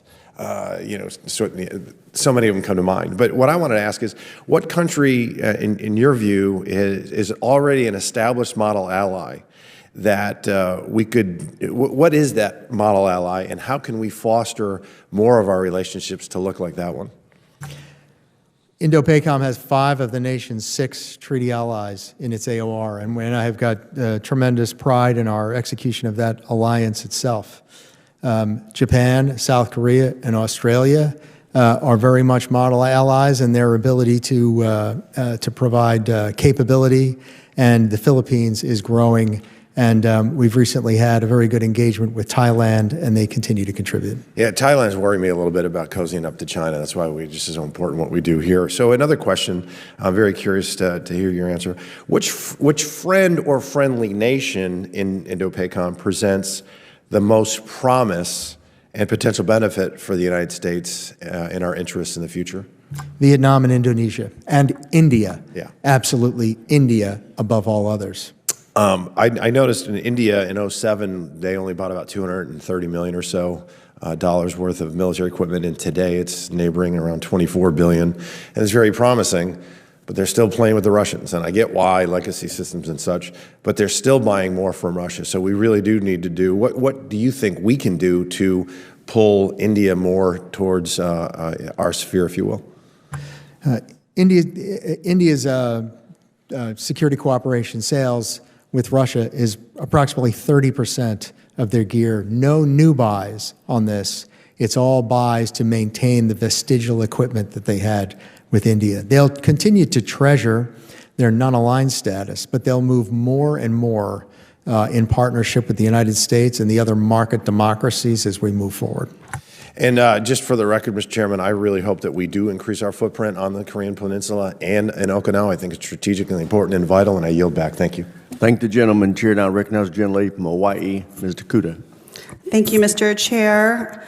Section 356 of last year's NDAA directed the Department of Defense to establish an advanced manufacturing facility to support submarine shipbuilding and the broader defense industrial base in the Indo-Pacific. I was proud to help secure this provision, and I'm keen to better understand how the department is implementing it. Admiral Paparo, as a primary user of this advanced manufacturing program, how does it support your requirement as the combatant commander? And how are you providing direction to the services and other entities to guide ongoing efforts related to advanced manufacturing in Hawaii to best support your needs? Aloha, Congresswoman. Good to see you. Good to see you. We are implementing in partnership with Hawaii Community College and at Wheeler Airfield and Schofield Barracks to bring additive manufacturing in order to gain as much leverage as we can on the ability on scene to provide replacement capabilities, replacement parts, and to speed up our supply chains. We think this is a model everywhere, is to be at the point of need there. Greater investment in these capabilities, additive manufacturing aided by AI, is critical to us. I've made it a focus, as you know, having been on this mission for a good while. And I think one of the biggest barriers to it is going to be to ensure that the systems commands quickly assess the applicability of those components. And when they're finding them wanting, we run to the problem and improve it. And when they are adequate, quickly give authorities to employ those additive manufacturing capabilities to move faster, to repair gear, and to get it on the line faster. Thank you, Admiral. I'm sure we'll have many more discussions on this.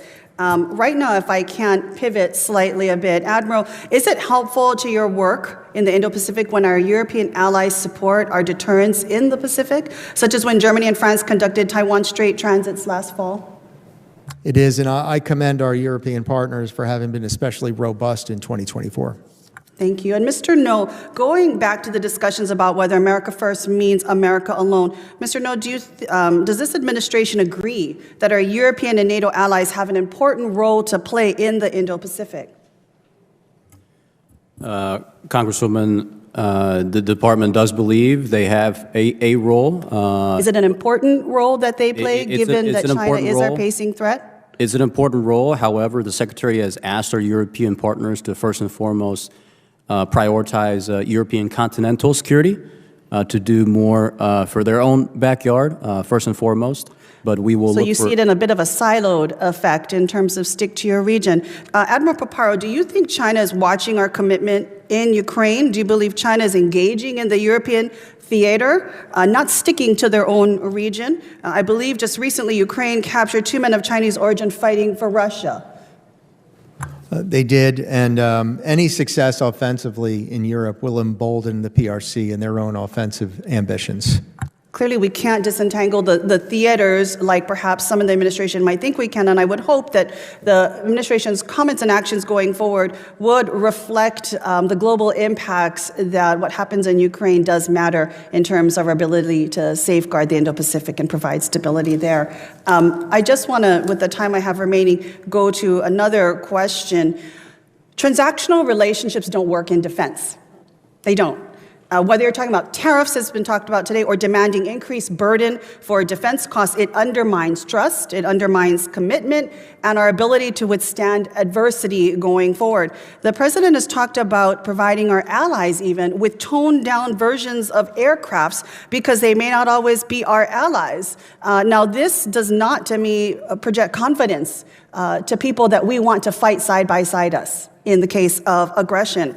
Admiral Paparo, does this kind of transactional relationship that is being projected and these statements being made about providing our allies with substandard aircraft or equipment, does this help or hurt us in the Indo-Pacific? Congresswoman, there are operational security requirements for those based on the ability of our partners to secure that information. We do our very best to get But do you feel, in the time I've remaining, that transactional relationships are a good foundation for defense partners in any region, especially the Indo-Pacific? You know my commitment to authentic relationships with our allies and partners. Thank you very much. Mr. Chair, I yield back. I thank the gentlelady for yielding. Chair now recognizes the gentleman from Guam, Mr. Moylan. Thank you, Mr. Chairman and Ranking Member. I'm happy to be here on such an important security hearing about my backyard in Indo-PACOM and the importance of Guam, where is my home, and to relay to our panel that we feel the pressures you do, we feel the stress, and we understand the threat from our adversities in this region. And I'm so happy you're there. I'm focusing on that because Guam is where our day begins. We are U.S. soil. We have many allies in the Indo-PACOM, and we're the closest body of land that the United States has to our allies. Allies are our friends, but Guam is USA, and we are family. So I appreciate your importance in making that interest number one for you folks. And part of that, as we grow, we know with the Marine Corps is building up on Guam with our Camp Ben Blas, and that agreement has gone since 2012. Where the United States and Japan came together, where Japan made an investment Would you have an idea of that investment amount that Japan made for that move from Okinawa to help build the Camp Ben Blas? I believe it's in the neighborhood of $3 billion. I'll also say, if I may, sir, half a day. Half a day. And your backyard is America's front yard in the homeland. Amen. Thank you. How about the investments that the United States has made thus far for the buildup of the Camp Ben Blas? I believe the majority of the burden has been borne by the Japanese. Okay, and we're still pumping in money to get the continuation of getting that built. And there's a great investment the island of Guam has done with our infrastructure, working closely to ensure that our power, our water, our roads are built to withstand all this movement coming into from Okinawa to Guam. The 9,000, as you mentioned, close to 5,000 Marines to facilitate being on Guam. It has a great impact on Guam's economy and our community, and we've been focusing on this since 2012 and up to the future, and we still got years to go for its completion. So the concern is, though, there has been made a comment by a senior military officer that says possibly the move from Marines going from Okinawa to Guam, we're going in the wrong direction. But we have already invested in since 2012 in the NDAA, this investment to happen. So Admiral Paparo, the Department of Defense, do you feel they are still committed to the agreement of the Marine Forces to move from Okinawa to Guam? Congressman, the DPRI, the Defense Policy Review Initiative, remains the program of record, and we are committed to executing it in a conditions-based manner. Thank you, Admiral. In addition to all this investment with moving the Marines from Okinawa to Guam, we also have other natural disasters that has happened. Specifically in 2023, we had Typhoon Mawar, where we causing nearly $43 billion in damage to our island. One of the major things that was damaged also, and is one storm away from being completely destroyed, is the glass breakwater. Investments have been made, construction is happening, but this is the key. This is our only port for our supplies that supply our community and our military. With that fails, it's total destruction. And that's our only supply chain to get these ships unloaded. So since this is being rebuilt, I would ask you for an update on the progress of the project and the estimated completion date of the breakwater repairs. Congressman, to my situational awareness, it's on track, but I owe you a more defined answer, and I'll give that to you in written form. But I believe it's on track. It can't happen fast enough for me, but I'll give you the specifics. I appreciate that. And recently I was talking to our Joint Regional Micronesia, Admiral Hoffman, and he said he watched the rocks being replaced with the cranes. So we're moving forward, but I appreciate your updates on that as well. Just a few more minutes here. I got to ask some questions, but we also have some big investments going into the repairs in the Air Force. O&M investments, repairs for that. One specific thing, the category that when our storm tracker was tracking that was at a category 4 of destruction force, but then it blew away. So we need all these things to be repaired in time to properly prepare for the next battle with the next storm, if not our adversaries. So I wanted to know, we got some unfunded priority lists and how you are looking for that to be funded, and what you want Congress to help you with your priority list of unfunded priorities. We only have 16 seconds. Guam Defense System is first and foremost, and remind that remain on track and it deliver on time for Guam's defense as the homeland. And then in addition, our improvements to Andersen Air Force Base, to Northwest Airfield, to those capabilities, and the continued improvements to the submarine base. Thank you, Admiral. Thank you very much. Time's expired. Chair now recognizes the gentleman from California, Mr. Carbajal. Thank you, Mr. Chairman. Indo-PACOM is a region of consequence. China, our pacing challenge, is obviously there. So are some of our strongest allies like Japan, South Korea, and Australia. Then there are other nations we want to strengthen our relationships with to counter Chinese influence. I'd argue that actions taken by this administration, like cutting off all our foreign aid and imposing severe tariffs on multiple nations in the Indo-Pacific, friends and foes alike, have significantly diminished our soft power. Admiral Paparo, is soft power important in building and maintaining relationships with countries so we can provide an alternative to China? Congressman, soft power is important. No more? Oh, I like that answer, though. I want to just give you something direct and plain spoken. I can't speak to the policy I executed as a military officer, but soft power is very important to us. As a Marine, I understand your answer. Mr. Noh, same question to you. Congressman, yes, it is important. Then why is the administration cutting? So, Congressman, on the issue of foreign aid, as you know, State Department has a lead for approving most foreign assistance programs. Department of Defense, we fully support reviews to ensure that American taxpayer dollars are spent to support concrete American interests. We will have honest conversations with our allies and partners about what America is able to do in the region, but we will absolutely make sure as the department that these foreign assistance programs are aligned with both the President and the Secretary's priorities and policies. Well, it's contradictory to what this President and this administration is doing, so I appreciate your response. Admiral Paparo, do you feel you have the space capabilities and support you need in your AOR, including tactical surveillance, reconnaissance, and tracking? And what are the risks of losing space superiority? We have shortfalls in our air-breathing ISR for persistent stare, and I would like to make up those shortfalls. And space superiority, domain awareness, space and counterspace are critical, indispensable, and would be the first battle and are critical to determining strategic, operational, tactical warning and gaining early leverage.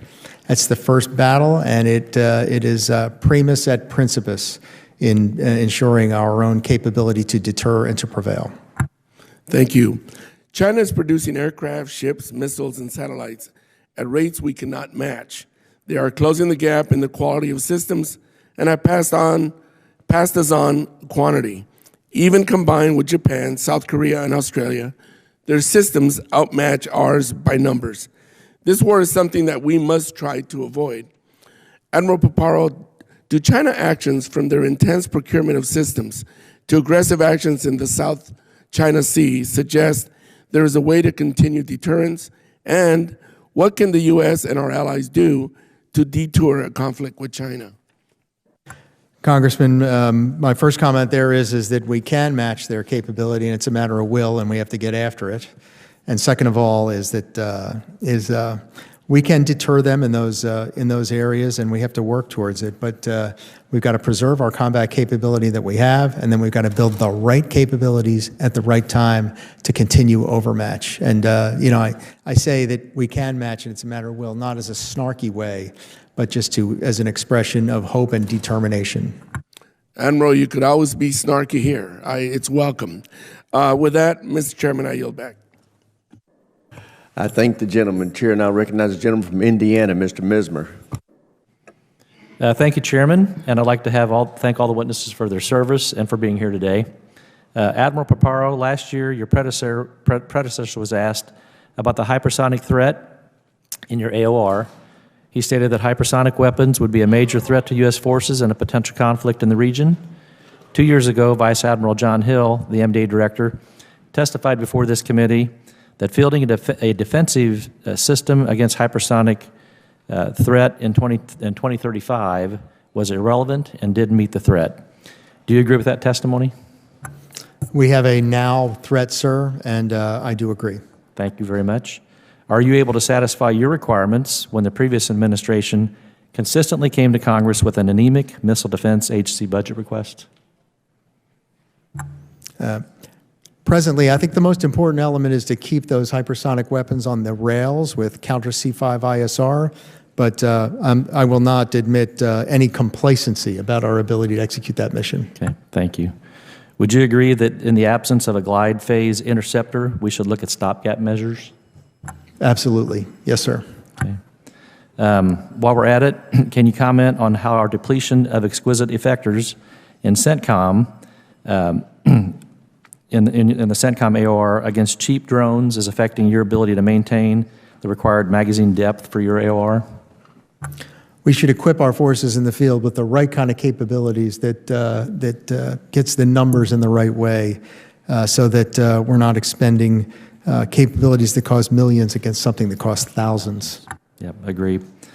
Also, Admiral Paparo, in your testimony, you state that the survivable long-range fires are a key priority for your area, AOR.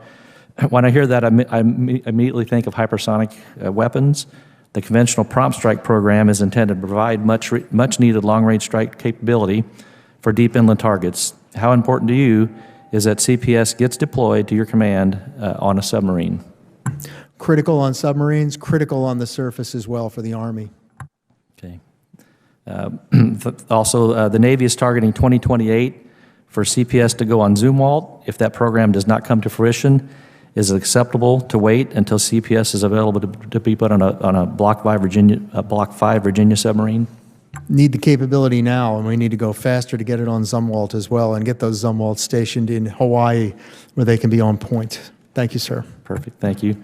You've also previously testified that SLCMN enduring forward presence in the Western Pacific offers range, flexibility, and survivability to extend deterrence and assurance. Congressman, I strongly endorse the acquisition of SLCMN at soonest availability. Not 2034? 20 now, sir. Thank you.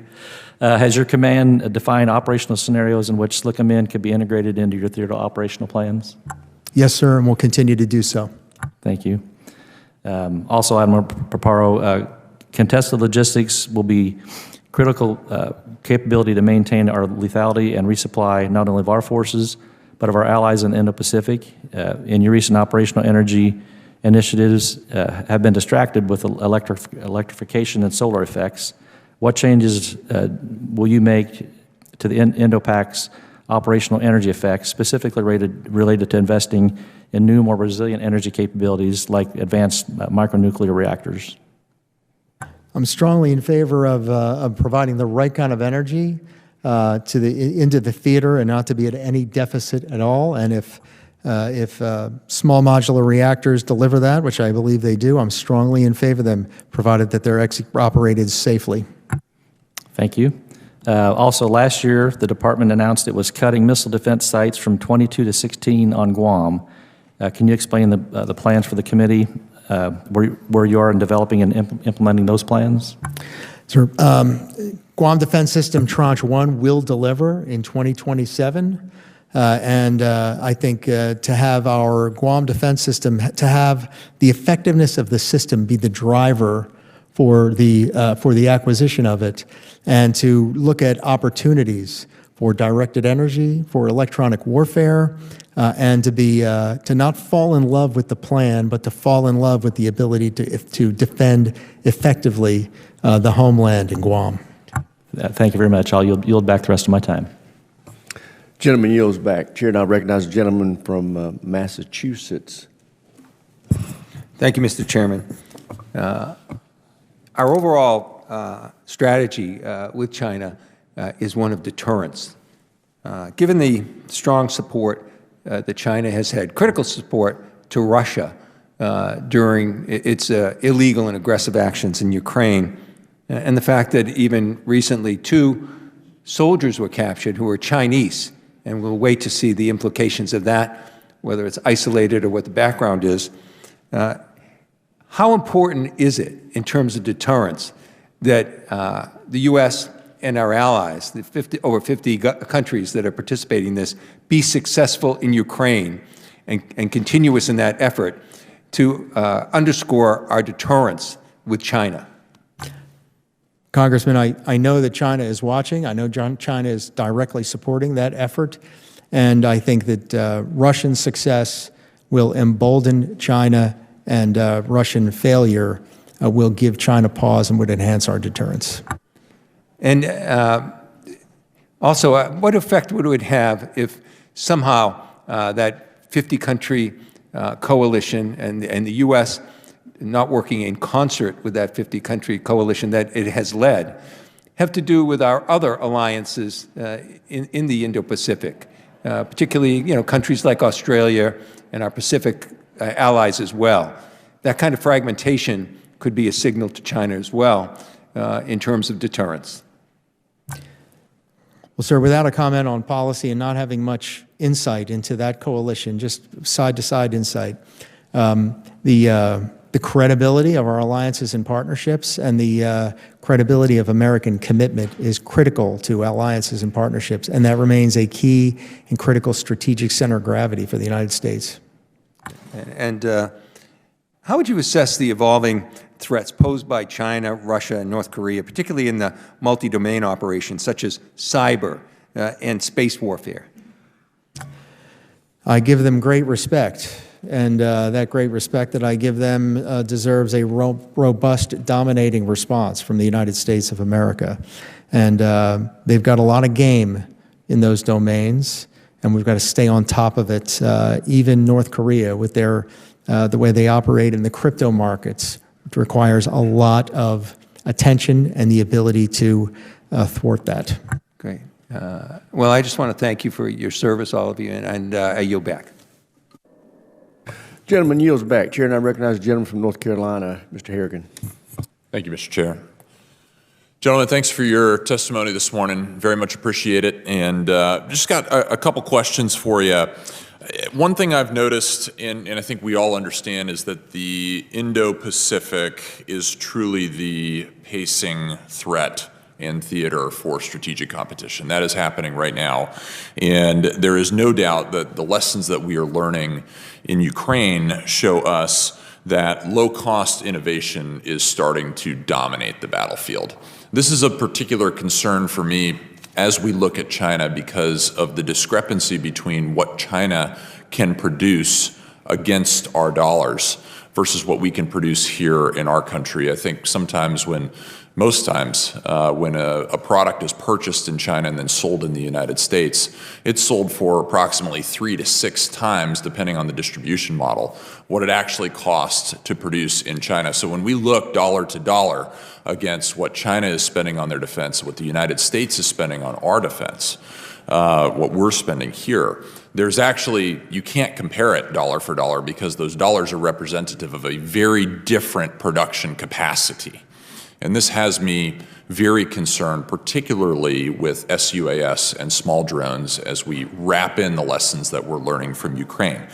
And I think that we've come to a point where we have $2,500 drones that are truly threatening multi-hundred million, if not billion-dollar assets. The ranking member talked about how Russia's Black Sea naval fleet has been in part scuttled by a force that has no navy of its own. Truly remarkable times and incredible threats. 80% of the Russian casualties that are being caused in the Ukrainian theater are being caused by FPV drones. And it's estimated right now that China's drone output in 2024 was $29.4 billion, which is at least 4 times the amount of money that the United States is spending, obviously with far lower, by an order of magnitude, unit costs.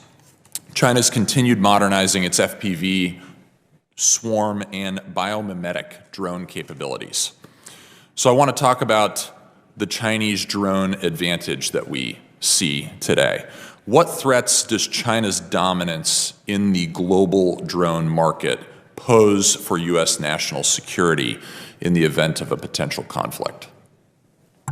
Congressman, China dominates the drone industry just by dint of their capacity to build them. Many of the long lead critical items that go into any drone are made in the People's Republic of China. So diversifying our supply chains in order to ensure that we're not dependent on China to acquire the drones that we need to deter China is absolutely critical. General Brunson, do you have anything to add for? Yeah, I would, Congressman, and thank you. I can see without my glasses that you have served, so thank you for that, sir. One of the things that we want to try to bring to Korea is, I think what we might be able to do is to innovate better. So if you're familiar with the Army's Transforming in Contact Part 1 and 2 Tax Zero, there's some technology that's being put forward now that's going to allow us to 3D print drones. And so we can have our own autonomous swarms that we could go counter with. We're also looking to invest in other counter-UAS technologies as we've seen the hardening along the DPRK border within the DMZ. We've got to be able to see a bit further. And other things that we might be able to do in order to improve our ability to understand our operating environment is the use of technologies that already exist that would give us the same advantages. High-altitude balloons, for example, could be used to great effect, in particular on the peninsula. Are we doing any of these initiatives at the scale we need to do them in order to accomplish your strategic objectives that you've been given? I'm dissatisfied with the scale. I'm dissatisfied with the speed, and we have to go faster, work harder, and get better. Thank you, sir. Thank you, gentlemen. Mr. Chair, I yield back. Gentleman yields back. Chairman, the gentleman makes an excellent point, though, about Chinese spending. You cannot compare it dollar for dollar with the budgets of our country for defense spending or any other country. It is not apples to apples. And that's just one of many illustrations, and I'm glad that you pointed out. We now return to the gentlelady from California, Ms. Jacobs. Thank you, Mr. Chairman, and thank you to our witnesses for being here. Mr. Noh, first I want to turn to you. In your testimony, you frequently emphasize the importance of a whole-of-government approach to counter Chinese influence in the Pacific Islands. Yet, the administration has significantly cut funding to USAID and other humanitarian programs that traditionally are a part of a whole-of-government integrated strategy. Building on the question from my colleague, Mr. Carbajal, can you clearly explain how the reduction in U.S. economic and humanitarian engagement undermines our ability to implement this whole-of-government approach and directly hands China greater leverage? Congresswoman, as I stated earlier, the State Department has lead for approving. I'm not asking about the State Department. I'm asking about your testimony about whole-of-government approach. So I'd be happy to talk about what the Department of Defense is doing in the Pacific Island countries. We have extensive engagements in security cooperation programs under Title 10, Section 333. We work with these countries to improve their cybersecurity, enhance their maritime domain awareness. We conduct regular exercises. Of course, the focus is on posture and warfighting capabilities, but these are things that we do with many of these countries. The COFAs, the Compacts of Free Association that we have with three countries in particular, Palau, Federated States of Micronesia, and the Republic of Marshall Islands. That's another big emphasis of the department. We're doing a lot of great work. Yep. With them. I understand all of the work that the department is doing in the Pacific Islands, but your testimony mentions whole of government, and DoD only is not a whole of government approach. Admiral Paparo, in response to a question by my colleague, Mr. Garamundi, you said that while review of USAID is ongoing, you would advocate for robust USAID in your AOR. Can you expand on why you think USAID funding is so important and how it helps you succeed in your overall mission? Our USAID programs, particularly the ones that work on necessities, food, water, medical, and critical infrastructure, they're key and critical to these poor areas, and they enable us to compete against the People's Republic of China, who operate in the same domains. Thank you. Now I want to turn to Taiwan.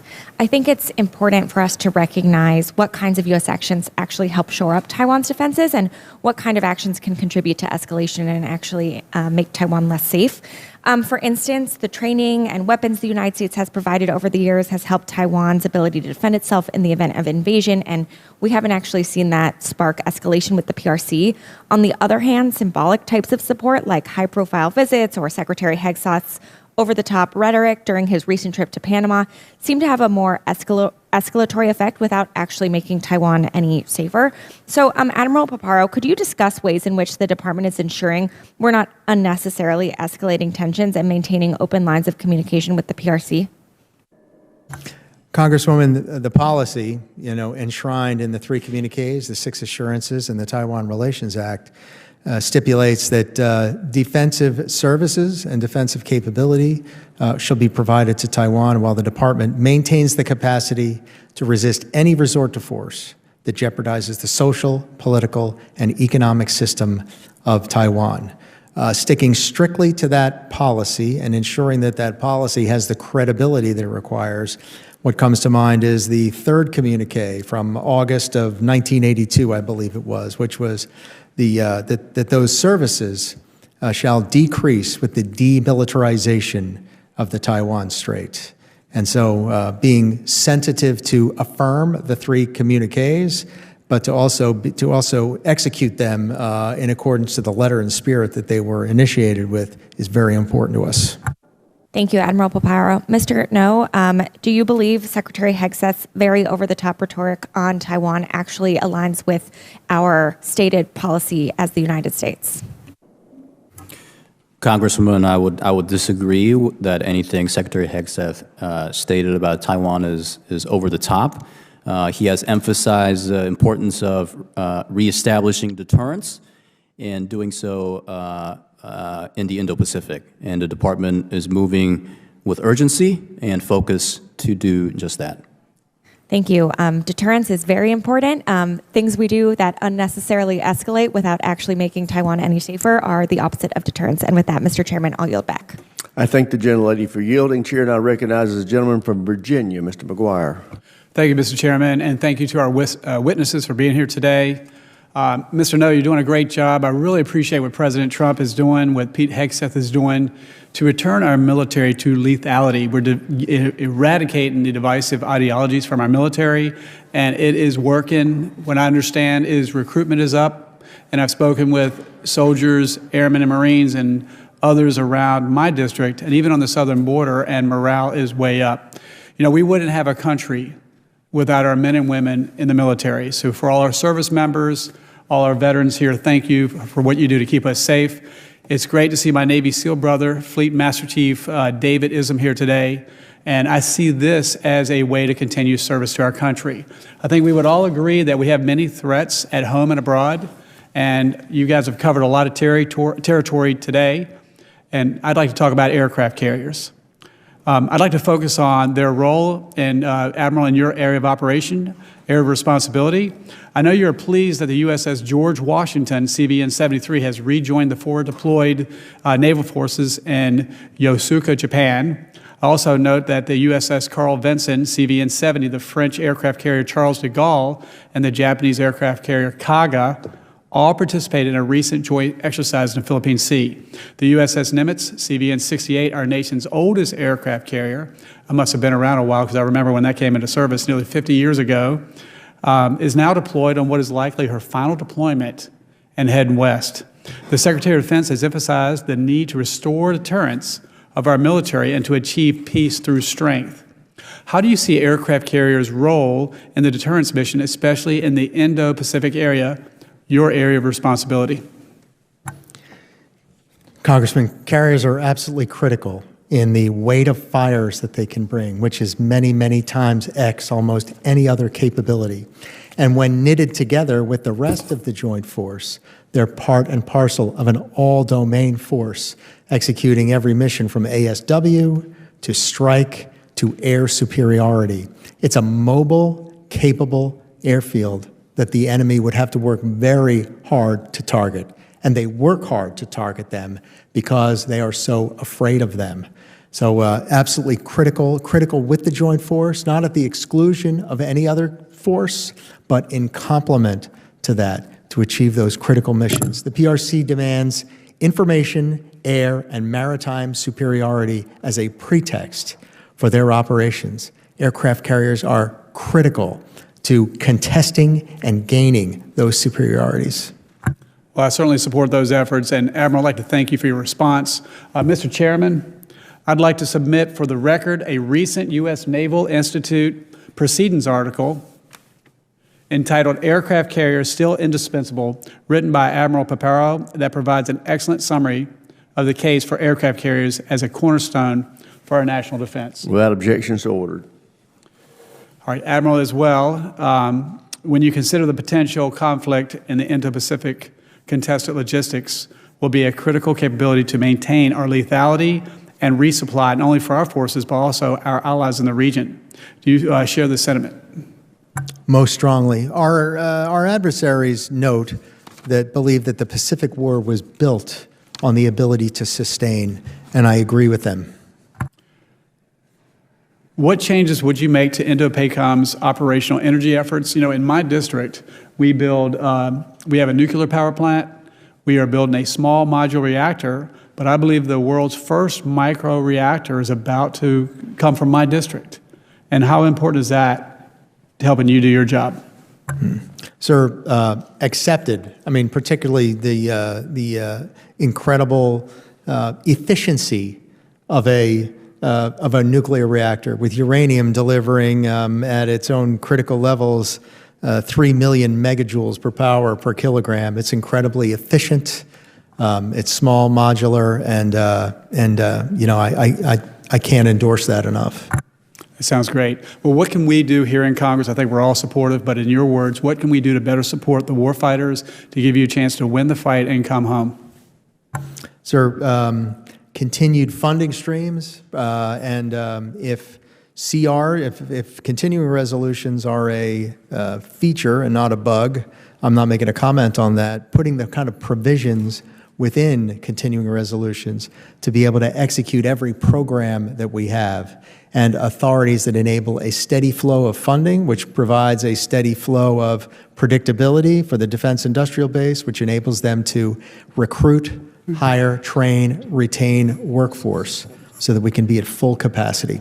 Thank you. Gentleman's time has expired. Chair, and I recognize Ms. Strickland. Thank you, Chairman Rogers and Ranking Member Smith.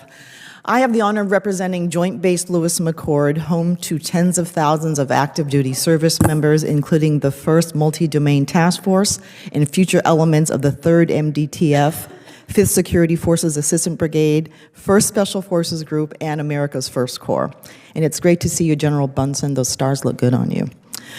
All of these things are regionally aligned toward the Indo-Pacific theater, and JBLM plays a central role in the U.S.'s ability to ensure a free and open Indo-Pacific. I'm going to talk about 2 issues. I will start with climate change and then the alliances and partnerships of AUKUS.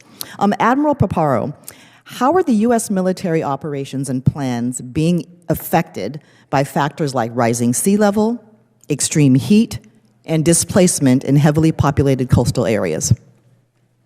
Some of our efforts align our Pacific Partnership and our operations with the typhoon season within the Pacific so that we can be more ready to respond to humanitarian assistance, disaster relief. Similarly, many of our expeditionary engineering capabilities work on key critical infrastructure, particularly through the Pacific Island countries. And so that ability to respond is front of mind. Thank you. Mr. Noh, under President Trump and Secretary Hegseth's leadership, DOD is now canceling programs that do a few things: extend range and on-station time, mitigate contested logistic challenges, and make our forces more easier to detect by lowering thermal signatures, all because these programs also happen to have a climate benefit. In his approach, Secretary Hegseth said, quote, "We do not do climate change crap." And this approach is actually curbing innovation and making us less ready. They don't make us more lethal, they don't protect our troops, and they don't help us confront a peer competitor. How can the department prepare for the realities of a conflict in Indo-PACOM, an environment of censorship where key decisions are being made because of a catchphrase instead of the actual benefits that protect our warfighters? Congresswoman, the focus of the department is and will remain on strengthening our posture and warfighting capabilities. And I believe the President's budget, which will be released soon, will reflect both the priorities of the President and the Secretary's priority of reestablishing deterrence in the Indo-Pacific. Okay, so the 3 things I mentioned specifically: extending range and station time, mitigating contested logistics, and making our forces harder to find by lowering thermal signatures. Are those things actually going to happen, even though the Secretary said that this was climate change crap? Congresswoman, that's an issue I'll have to take back and follow up with you on. Okay, so you don't know? I'm not sure, no. Okay, thank you. Now I want to switch over to AUKUS. And we know that this particular partnership is incredibly important. It prevents Chinese malign influence and actually reduces costs for the U.S. So, Admiral, can you talk about how this partnership has already benefited the U.S. and what capabilities it's delivering to our Australian allies? Congresswoman, first is that it's benefited us in the contributions that Australia's made to the defense industrial base to the amount of $3 billion in order to enhance the submarine industrial base's capability to deliver on Pillar 1. Second, the working towards submarine rotational force Sterling would give the United States a Indian Ocean capability, which is more responsive to the South China Sea and gives us the ability to operate with submarines with impunity without having to go through straits in the Indian Ocean and its approaches through the critical straits of Malacca, of Lombok, and of Sunda, among others. And then on Pillar 2, Australia hits way, way above its weight from a cyber standpoint. It does some critical things that really complement what we do. So AUKUS is a winner in every way for Indo-Pacific Command. Thank you. And then, Mr. Noh, are there any obstacles that you think the U.S. faces in fully implementing AUKUS, and specifically upholding our partnership, particularly in transferring 3 to 5 Virginia-class submarines? Congresswoman, I think our industrial capacity remains a limiting factor. We're able to produce 1.28 Virginia-class submarines a year. That number needs to be above 2 for us to both fulfill our own submarine requirements and to fulfill our obligations to Australia under Pillar 1. So that Thank you. And you may want to tell your boss that some of the trade decisions that are being made actually have time. Chair now recognizes the gentlelady from Virginia, Ms. Kiggins. Thank you, Mr. Chair, and thank you so much to our panelists and for your years of service to our great nation. I have the privilege of representing Hampton Roads, which is home to the Atlantic Fleet, also home to East Coast Ship Repair and Shipbuilding, and just thousands of military families and personnel, especially that are Navy members. So I want to focus on the Navy for a few minutes, but Admiral Paparo, we know that if conflict were to arise in Indo-PACOM area of responsibility, the men and women of Hampton Roads would be on the front lines of that fight. And I know that we are very focused on the Pacific and on the West and on the West Coast, but can you just speak to me about the importance of the Atlantic Fleet in your mission in the Indo-Pacific? Because we know that when things arise in the Middle East, Israel is a perfect example. After October 7th, we sent the Ford and the Eisenhower to that region of the world, but the Indian Ocean and the Indo-Pacific is not too far away. So just speak to me about the important role of the Atlantic Fleet and specifically the carrier air wings from Naval Air Station Oceana in my district, what that means to your mission. Congresswoman, thank you also for your service to the nation as a U.S. naval aviator, and those of the many members of your family that have served or are serving at this very time. And you make a great point, and that point is that all of the joint force is designed that it must be responsive to any threat anywhere, that the rebalance to the Pacific has got to have the capability to have the total balance going to the Pacific within weeks.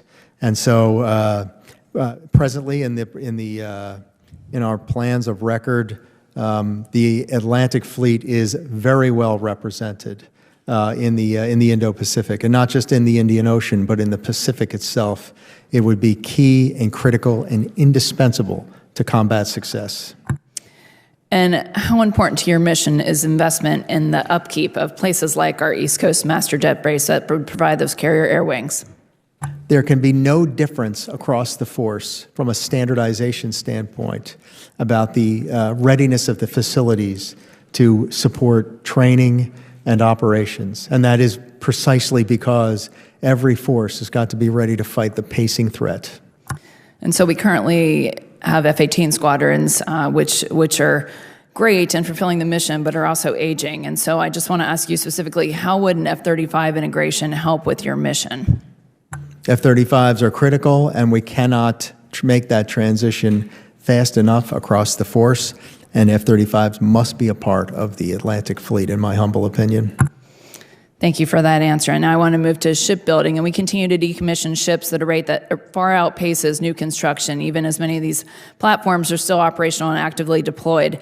In some cases, we're investing in maintenance and upgrades only to retire the ship as soon as it returns to port from deployment. Given our growing global commitments and the urgent need for naval presence, how does this approach make sense, Admiral Paparo, and why are we decommissioning ships and we are clearly short on capacity? I think if the ship, given the fact that the ship is relevant and given that there's the proper balance of investment in the ship so that the return on investment is right, and getting absolutely the most relevance out of the most relevant ships until the capacity of the United States is built up so that they can be replaced. I think I'm not a proponent of divest to invest. I'm a proponent of make before break. And I'd prefer not to decommission combat-relevant capabilities until its replacement is on board, so its sailors and Marines can properly transfer to that platform and get into the fight. Agree. We need all the ships we can get, and even an old ship is better than no ship. And speaking again about shipbuilding, I know that when we had the opportunity to visit Pearl Harbor, you spoke about the fact that I think it was only 17% of your high school graduates are attending colleges or university, and the lines at the shipyard for those skilled trade jobs are so long. So what are you doing in Pearl Harbor in Hawaii that is working that we might apply to other shipbuilding and ship repair locations like Hampton Roads? And so Hawaii is very unique. And that Pearl Harbor Naval Shipyard is a incredibly valued profession in Hawaii, which confers that there's a waiting list in order to get onto the rolls as a shipyard worker. And as a result, because of the experience of the shipyard force, Pearl Harbor delivers its projects ahead of schedule and usually below budget. And that's a great model. And I think outreach in individual communities that similarly reflect and model that process where it's a highly valued profession, making sure that we keep pace from a pay standpoint, that we're not outcompeted for pay for shipyard workers, because 90% of any organization's hiring problems can be solved with pay. Gentlelady's time's expired. Chair, and I recognize the gentleman from California, Mr. Cisneros. Thank you, Mr. Chairman, and I want to thank our witnesses for being here today. And Admiral, I want to thank your Fleet Master Chief for your career, sir, and everything that you've done for this nation. Chiefs run the Navy. I'm a former naval officer. I can tell you one thing that when I left the Navy, I wish I still had I wish I could have took my chief with me there. The senior enlisted are a valuable asset to our military, and we need to do what we can to make sure that we support them in any way possible. I also want to say, just go back to Mr. Courtney's comments about the tariffs and what they are doing, Mr. Noh. The fact that we have three nations, Japan, South Korea, and China, that are coming together because of these tariffs, and these are three nations that have a history of contention. You may say it's not the tariffs don't affect the military, but it is going to have an effect later on in the military, and so the Department of Defense should definitely be speaking up on that there, because it is going to affect us at some point. General Brunson, I'm going to start with you, sir. We've seen the DRP, the DPRK, and Iran provide support to Russia during the Ukrainian conflict, supplying soldiers, munitions, critical minerals. The strengthening of these relationships continues to undermine the security and stability of the Indo-Pacific region. What are we seeing in the reverse as far as, those Russia, China supplying materials, technology, and things to North Korea? And really, what have we learned from the North Korean Army, with their experience there in Ukraine, that is going to benefit you and your knowledge? Yes, sir. So one of the first things I would say is I'm concerned with, more importantly, what's coming back versus what's going out. I can see very, very well all the things that are going out. But coming back is technology. Coming back is critical munitions that are coming back there. What's coming back is critical materiel, which is changing our operating environment in a large way. And then what it's causing us to really do is look at how we might counter those things, that we might be able to continue to deter them or have Kim Jong-un say, not today, not today. And some of that has to do with the posture that we take as we sort of organize ourselves differently within our operating environment. And I think that another thing that I'm looking at routinely is how am I communicating those things back out? How am I going back to ensure that not only our friends, partners, and allies are also witting to this, but how am I communicating back with Indo-PACOM to ensure that we are able to talk about the changes that we might have in our OE as well? Have you learned lessons from about the North Korean Army, about how they've been operating and what they've been doing in Ukraine that are going to be valuable to you? Yes, sir. We most certainly have. Good. Thank you. Admiral, you and your fellow COCOMs are competing for assets continually, whether it be the aircraft carriers, air squadrons, special operation forces, Patriot missile batteries. Can you discuss the challenges that you're facing there in trying to respond to China's operations while you're competing for those assets? Yes, Congressman. Understanding that there's a high demand for the global force is just my job. So mitigating that when the Commander-in-Chief makes a decision to shift one capability to another theater and to be able to mitigate for that. And sometimes it's the substitution of other relevant capabilities. Mm-hmm. Sometimes it's knowing what the response time is of that capability to restore it to the Indo-Pacific. All those are important factors. And so our job is to take the policy decisions and to mitigate those, to express the risk, and to do our very best to restore deterrence and to provide the indications and warnings if it has to return to a theater that has more exigent needs. Okay. With that, thank you very much for that answer, Admiral. And I got about 30 seconds left, so I'm just going to yield my time back. Thank you. I thank the gentleman for yielding. Chair, and I recognize the gentleman from Georgia, Mr. McCormick. Thank you, Mr. Chair. It's great to see you again. First of all, congratulations for a well-served career for a Fleet Command Master Chief, just phenomenal. That steely stare just kind of gives me flashbacks of when I was on the drill field, just wondering what the next fate was going to be. But I got a coin for you in the fine military tradition. When we get done with this, I'd love you to accept it. Admiral, when I was out there with your command recently, you gave the best brief I've ever gotten. Literally, I just thought phenomenal overview of that, the importance of that region. 70% of the world's wealth going through that for trade. 70% of the world's population, a bunch of military forces. Really excited about what you bring to the future vision of the military. I'm really, what a great visionary you are, and I'm looking forward to working with you too, General, in that really important region. I'm sure we'd love to turn in our ties for a flight suit or an M4 and go out there and be on the pointy end of the spear, but yet here we sit, determining the fate of the world as we seek it. I'm curious right now with what's going on in North Korea, and I'd let either one of you can speak on this.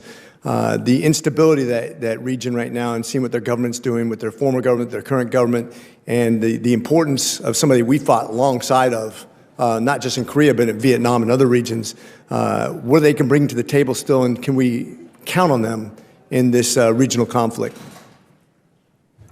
Thank you for the question, sir, and I appreciate it sincerely that I can just share with you what I'm seeing there in Korea right now. Their system works. That's the first and foremost thing I would want everyone to know, is that the Korean system works. We'll have an election soon. We'll have a new president. Our commander-in-chief recently made a call to the acting president of the Republic of Korea, and our military relationships are absolutely sound and solid. We most recently exercised in large scale during Freedom Shield, one of our largest exercises, which includes the Republic of Korea's government as part of the exercise. We had some 4,000 Marines in the KTO exercising live, virtual, constructive, some 51 separate events that went on there. I believe that the situation we find ourselves in right now is one where we're going to continue to increase our capacity. There was talk earlier of investments being made. I'm very pleased with the investments that are being made by the Republic of Korea military writ large across their joint force, and I'm especially excited about the opportunities that we have to collaborate in a combined fashion to produce effects on the Korean Peninsula. Fantastic. Yeah. As a guy who spent several tours over there with the ROK Marines, knowing their motto, Pilsung, which means, must win, victory. They only have one objective. They only have one battlefield, one enemy, and if they lose, they're all dead. So I hope they resonate around that message and understanding their mission and their importance to us in that regional conflict. There's been a lot of questions, Mr. Noh, about the tariffs and the impact of the relationships between our country.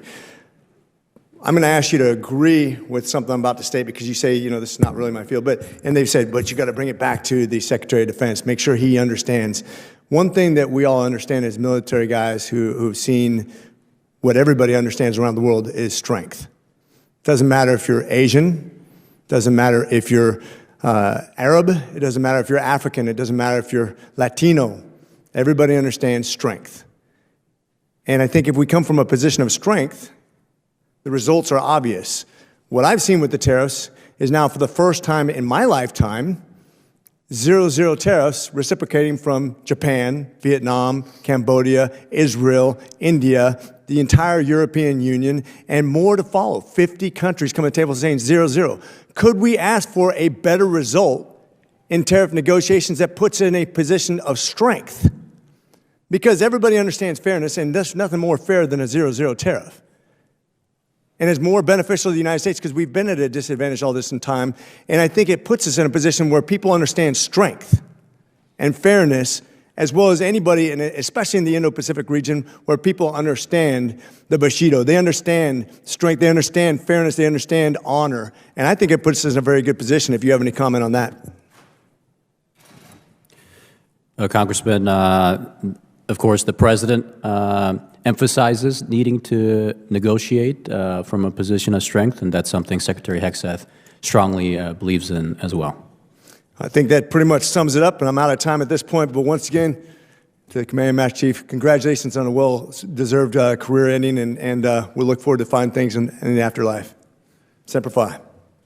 All right. Chair now recognizes the gentleman from Illinois, Mr. Sorensen. Thank you, Mr. Chairman. Good morning. Welcome to our witnesses, Mr. Noh, Admiral Paparo, and General Brunson. Thank you for your insights, for your leadership as we face a new realm in the Indo-Pacific. I'd like to first take a minute to acknowledge Taiwan, both as a democracy and a strategic ally. While we work to boost our own domestic semiconductor manufacturing capabilities, we must ensure that Taiwan is able to contribute to our supply chains. Working together to develop new technology and innovation means that we work together to make both of us secure.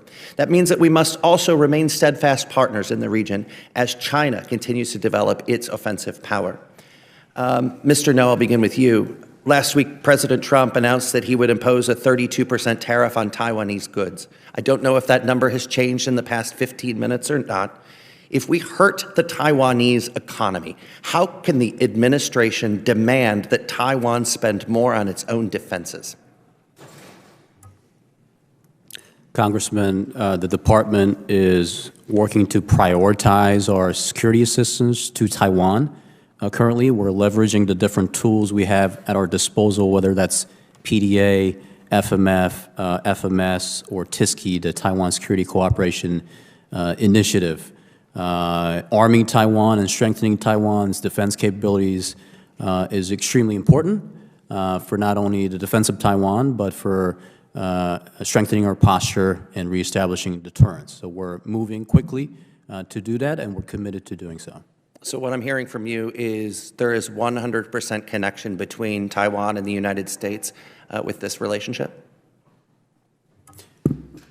Congressman, the future of Taiwan does matter to American interests.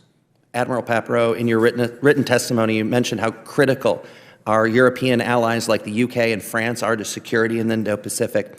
How important is the all-of-the-above approach to keeping the region secure?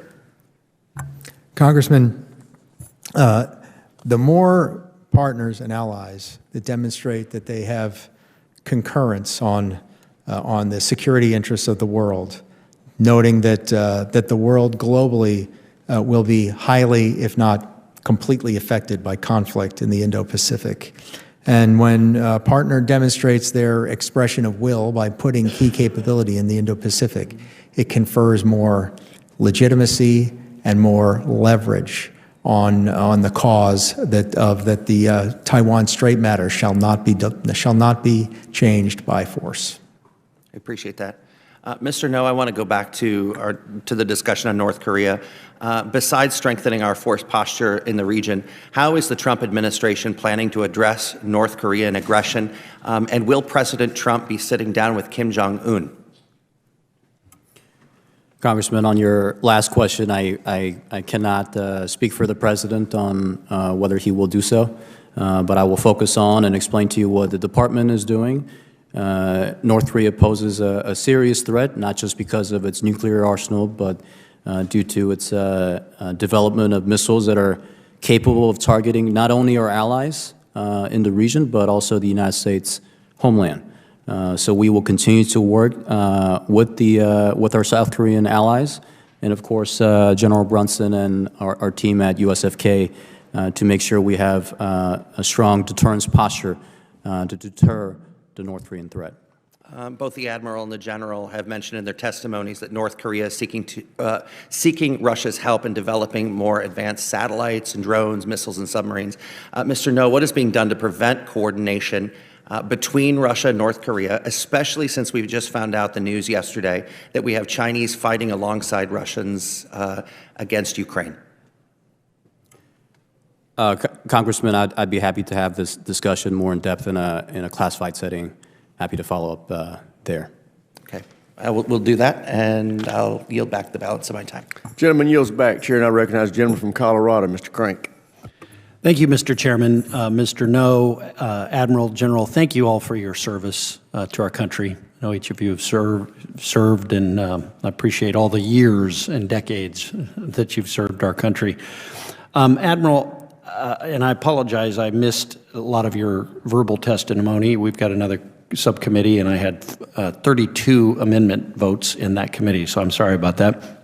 But I'm real encouraged. I did read your testimony. I'm real encouraged to see a sizable section of your written testimony dedicated to discussing Indo-PACOM's collaboration with Space Command and how vital intelligence, surveillance, reconnaissance, and tracking capabilities are to winning the fight. And I fully agree with you when you say, quote, space superiority is essential to Indo-PACOM's operations across all domains, unquote. And I want to start by asking you the same question that I've asked all of our combatant commanders. And I understand that it's difficult to answer in detail in open forum. But in your opinion, is the space-based threat to the U.S. posed by Russia and China greater, lesser, or the same than it was 4 years ago? Sir, Congressman, it is unequivocally greater and growing by leaps and bounds for China by year, and also Russia's working very hard on it. And we may follow up in closed session a little more on that as well. Admiral, you also say in your testimony, U.S. Indo-PACOM requires enhanced ground-based space surveillance networks throughout the Indo-Pacific region. Can you provide more information on the systems or capabilities you need to win the fight? Sir, may I please defer to our classified session? Of course. Thank you. And then we can talk about some other questions there, I guess, in classified session. Will the needs that you have in these areas, and we can talk about them more later, will they be reflected in the budget requests submitted to this committee? Sir, they are reflected in detail in my 1313 report and are provided in detail. Okay. Thank you, Admiral. I appreciate it. And I'll yield back. Gentleman yields back. Chair now recognizes the gentlelady from New Hampshire, Ms. Goodlander. Thank you, Mr. Chairman, and thank you to our witnesses for being here today. Admiral, you are the commander of America's oldest and largest combatant command. I just want to begin by talking about the threats we face. Can you confirm for us what your current assessment is of the top threat to our national security that America currently faces in the Indo-Pacific region? Congresswoman, the People's Republic of China and their capabilities they built within the People's Liberation Army are the biggest threat to the security, the freedom, and the well-being of the nation. Russia also has a sizable Pacific fleet with whom they are growing in their exercises with the PRC. And I also acknowledge the threat of North Korea, which is significant and growing in cooperations with the others, and violent extremist groups as well. Thank you for that, Admiral, and thank you for your testimony on the importance of public shipyards in this country. My home state that I'm proud to represent, of New Hampshire, plays a central role in our maritime security, and protecting the livelihood of our shipyard workers is a top priority for me here in Congress. I want to ask you about China's growing aggression in the maritime domain. We just saw last month the threat that Chinese warships pose to our partner, Australia. How should we be thinking about China's growing naval capabilities, and who our most important partners and allies will be in addressing this line of threat? Well, thanks for affirming the role of, Congressman, thanks for affirming the role of public shipyards. My dear father was a shipyard worker at a shipyard that is no longer in commission. That's what he did for his life's work. So thank you for that. And Portsmouth Naval Shipyard is tops, absolutely tops. And we affirm that, and we benefit directly for that in Indo-PACOM. The People's Republic of China are building 6 combatants per year. They're actively building aircraft carriers, and they're getting better. They've embarked on a program of nuclear ballistic missile attack submarines. They're working on the next generation. They're working on nuclear-powered submarines in their Shang 3 series, and they're building at a high rate. But as we think about it too, it's not just Navy on Navy, because when we say all domain, that is really the capability of the entire joint force to action that which is threatening us, and to do so in unison, to be affecting it cross-domain. So these rates of build are concerning, and we've got to pace that with the entire joint force, but that includes significantly increasing our shipmaking capability. Thank you for that. You've testified that America's network of allies and partners is our most significant asymmetric advantage in the Indo-Pacific region. We heard testimony yesterday about the importance of the role that our support for Ukraine has in deterring threats in Europe. Does our support for Ukraine deter threats in the Indo-Pacific region? Congresswoman, Russian failure and/or Russian success has a direct bearing on the PRC's calculus, and they're watching very closely. So I want to ask more about how we strengthen our partners and allies. I agree with what has been said by many of my colleagues in this hearing. I'm very concerned about what impacts a global trade war against some of our most important allies in the region will have on our national security and our national defense. General, I want to ask you about South Korea. You testified just a few minutes ago that the South Korean system is working. It's in the midst of a constitutional crisis right now. What do you see? Why is that system working, and what have been the most important checks in that system for the continuance of South Korea's democracy? Briefly, I will say simply that they read their rules. They understand the rule of law well.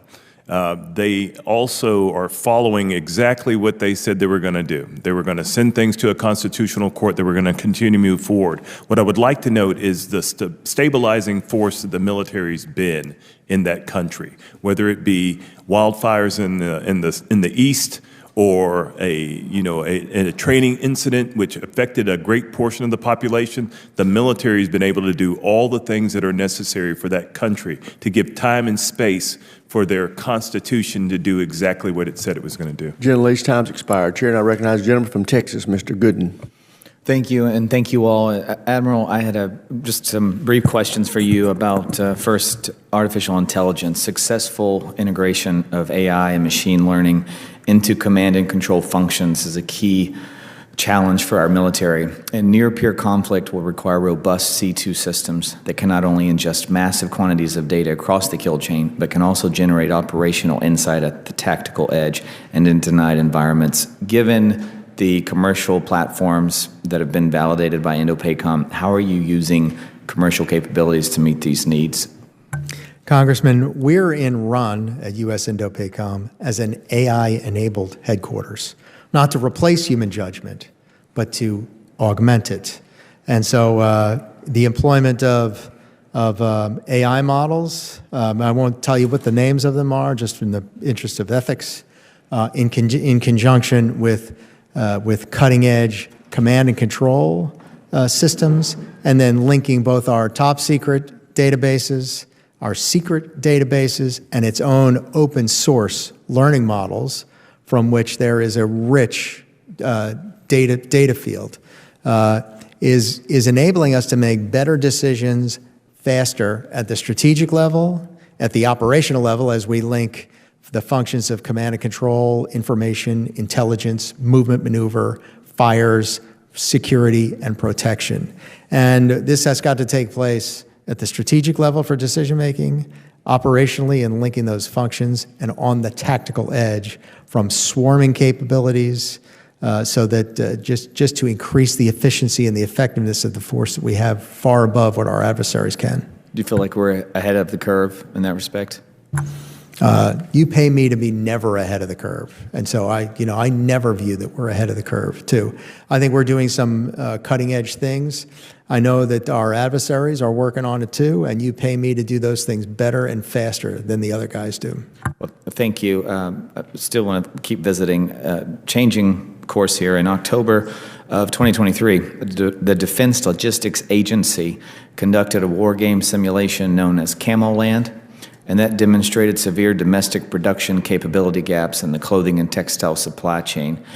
And the war game also showed that DLA stockpiles were unable to fully mitigate wartime demand and would have resulted in the military personnel lacking uniforms, combat boots, and the corresponding physical protection. There was language in the 25-year NDAA directing DoD to expedite this presidential determination that action needed to be taken, and DoD has not requested a PD for items such as American-made body armor, ballistic helmets, ballistic plates, and organizational clothing and individual equipment. And I know I'm catching you off guard, perhaps, so we can visit offline if we need to. But as a combatant commander, can you explain the impacts to your ability to conduct operations or even execute an operation plan in your AOR without the materials and resources as discovered by the Camoland war game? And if presidential determination is granted, allowing DLA to use DPA Title III funds to help build the defense textile industrial base capacity, would that give you the flexibility needed in your operational planning? Congressman, from a wargaming standpoint, bad news is good news because we act on it and we run to the problem. As I've discussed earlier in my testimony, World War II was won every bit as much on our ability to supply, to sustain the force as any. We frequently overlook items that we take for granted. This is why we do war games, and we embrace that data, and it's our duty to act on it. Well, I just want to thank you all. I'm very impressed, and thank you for all you're doing for our nation. Keep up the great work. Thank you. Yield back.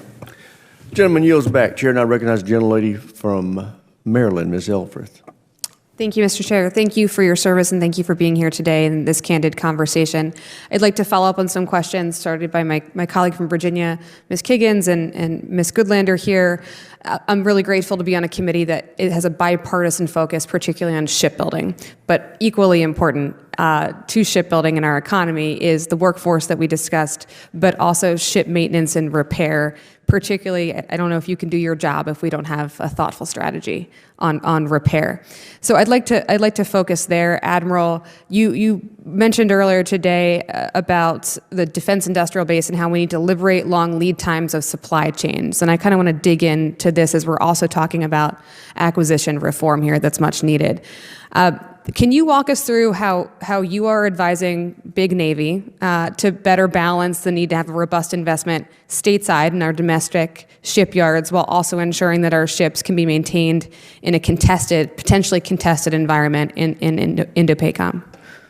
Congresswoman, good morning. I think there are 4 drivers to shipyards not meeting rate. And it is new, unpredicted work. It's having to rework systems. It is the workforce efficiency and the availability of on-hand supplies. And we have to get better and faster, more data-centric, use AI tools in order to anticipate problems and to do the data analytics to get better. Number 2, we need a steady funding flow so the downstream suppliers can lead the long lead times. We need a diversification of the downstream suppliers, particularly take advantage of the promise of AI-enabled additive manufacturing. And I've gone to places in Torrance, California, where I've just seen some cutting-edge stuff. And we have to quickly certify those systems in order to move faster. So steady funding, database orientation to fixing our problems in those 4 fields, and diversifying our downrange supply chain and getting faster, getting simpler at the technical warrant holders in order to get to that. That's very helpful. I want to talk about pre-positioning of equipment, particularly again since you are far away from most of any shipyard domestically adjacent. So it's my understanding that of late, the military has done a better job or made progress on pre-positioning of equipment in parts at bases and depots in your region, but across the world. But just yesterday, and I don't mean to catch you off guard, I would just love your genuine feedback here. The Army issued a stop work order on efforts to maintain these pre-positioned stocks, the hard-to-get supplies for various reasons here.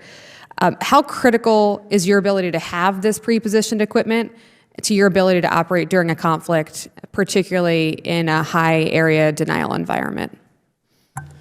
Pre-positioning is what gains you leverage on the initial deployment of capability. And so the speed of getting capability there to get that head start on that, everything in the 21st century moves much, much faster. So the more relevant gear that we can get forward, the better.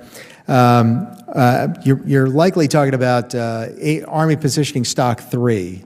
And on that front, I work closely with the Department on the Army as well about identifying what are the really relevant air, missile, space, maritime capabilities, because the Army does play in the maritime game, that should be pre-positioned. And how are we gaining the authority to position those in places so that we can respond to that change? And so I think it's an ongoing process as we make those calculations. I prefer that it was mission reasons why we didn't versus fiscal reasons. And I work very closely with the services to advocate that the only reason that we don't position something forward is for reasons of mission and not to save a buck, because Indo-PACOM is not the place to go for your savings. Right. And also preparedness will ultimately save us money down the road. Save us money, lives, capability, people, and time. Thank you. In that order. Thank you. With my remaining seconds, Mr. Noh, I want to follow up on my colleague from Hawaii's conversation. I represent the U.S. Naval Academy in Annapolis, which is going to be underwater in a matter of decades. Now, thankfully, the Navy is preparing for that, but I also would be remiss if I did not urge this administration to take seriously the rising tides that are coming, not just for the Academy, but across our installations. And with that, Mr. Chair, I yield my time back.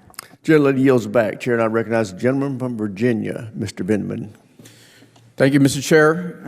I have the privilege of being the last, and I congratulate you all on sitting through this long hearing, and thank you for your service. And Fleet Master Chief, I congratulate you on your upcoming retirement. It's great to serve, but it's also great to be retired. So, China, Russia, and North Korea and Iran represent decades-long alignment of leading authoritarian states. They represent really the antithesis of American values and ideals in many ways.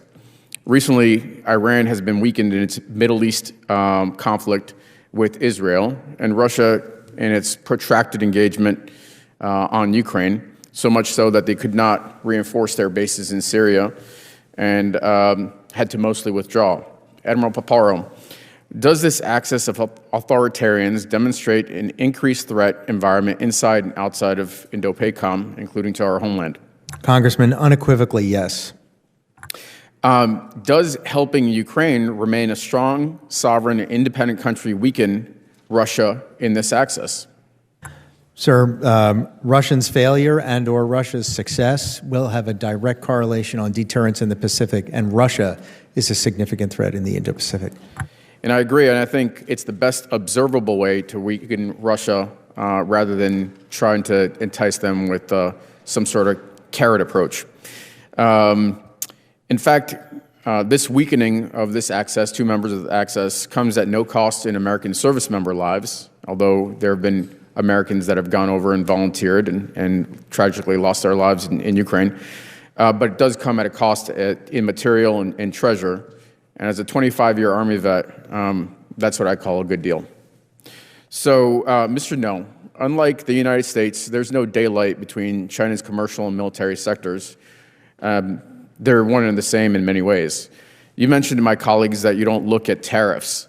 However, because the military and commercial sectors are intertwined, then in your role, and certainly the Secretary must take the impact of tariffs into consideration. I mean, I think back on history and the U.S. oil embargo on Japan and the prelude to World War II and Russia's attack, or Japan's attack on Pearl Harbor. In your assessment, does this constitute a major escalation with China and escalate military tensions?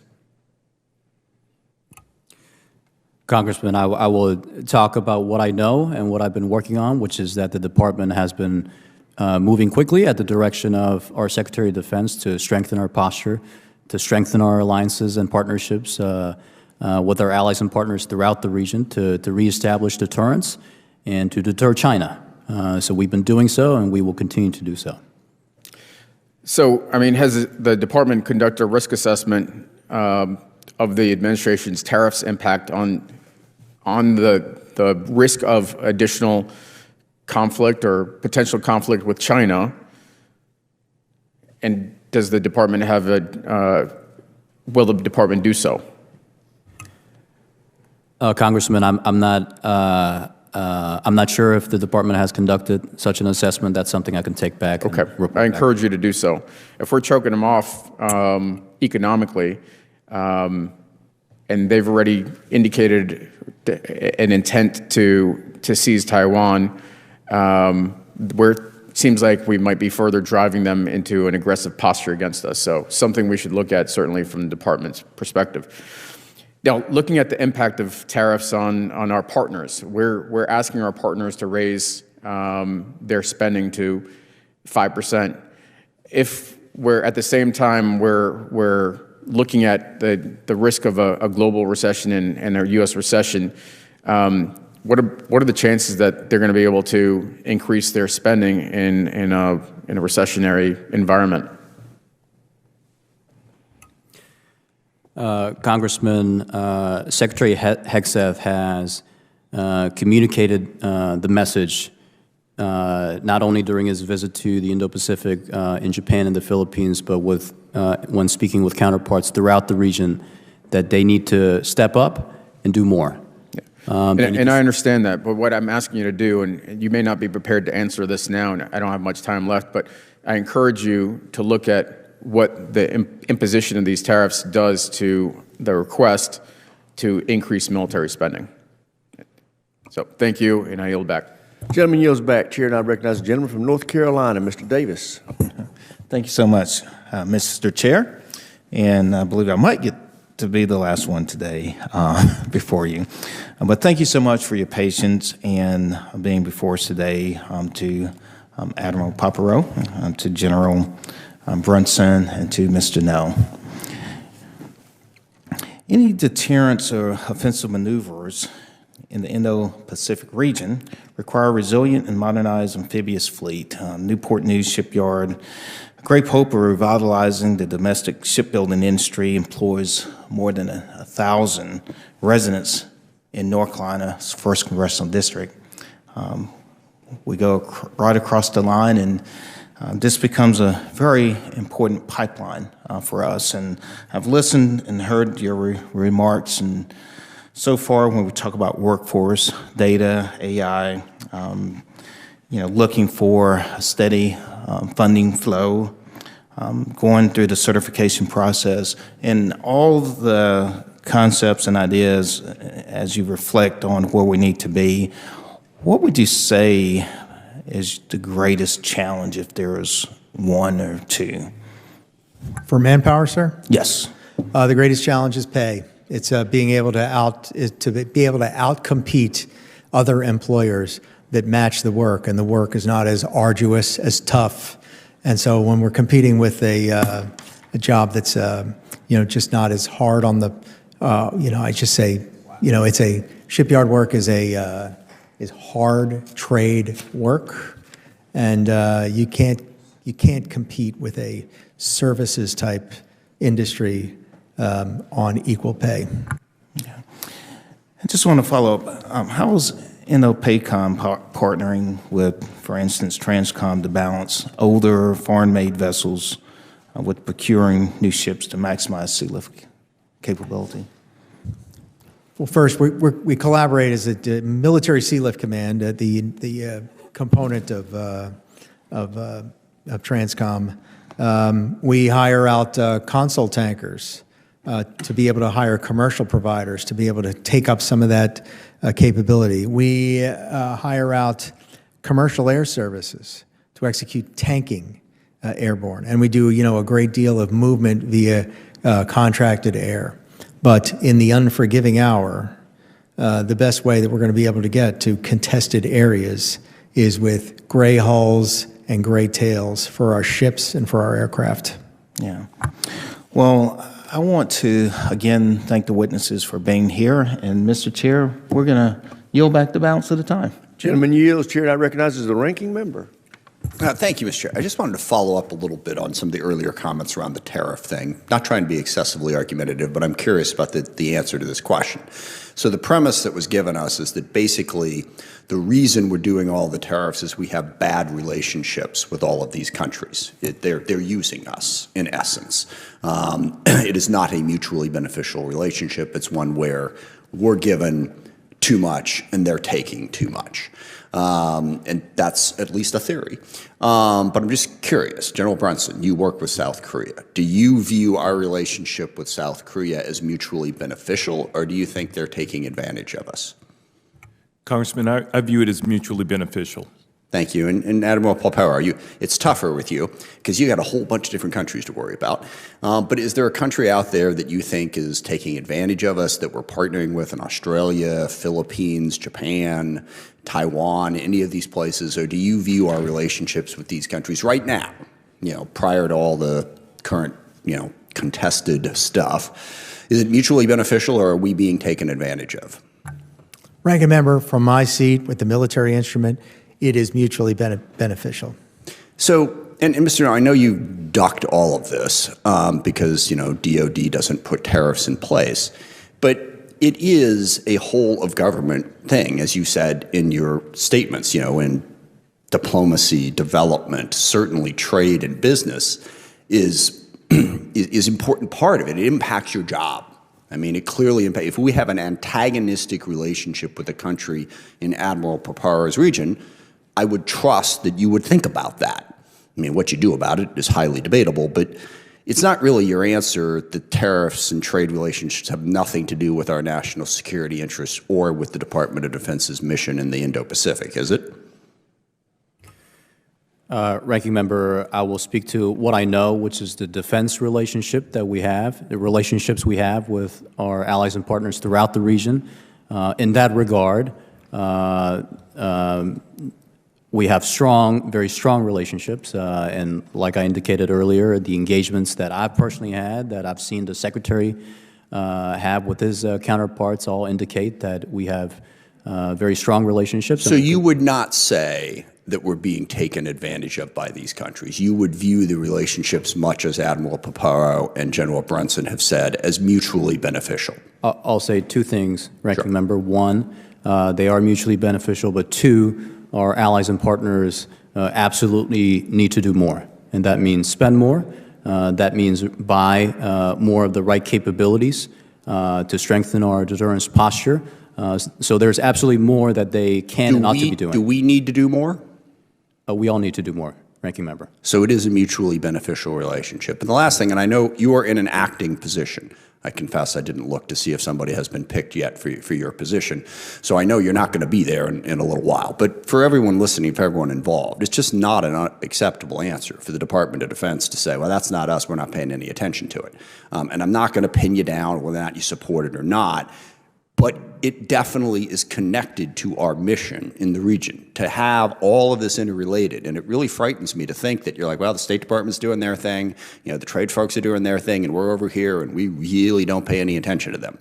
That's not the right approach. It definitely needs to be more interrelated with that. And I thank the chairman for his indulgence, and I yield back. Thank the gentleman. Chair, and I recognize the gentlelady from South Carolina, Ms. Mace. Thank you, Mr. Chairman, and I want to thank our witnesses for being here today. The Indo-Pacific region is a dynamic region strategically critical to the United States, as you all know, and our national security. China's rapid military expansion, significant advancements in technology and cyber warfare, and its aggressive pursuit of economic and political influence represent its very aggressive and calculated effort to reshape the region and to displace the United States. We now recognize that a formidable adversary is systematically working to undermine our influence and reshape the region.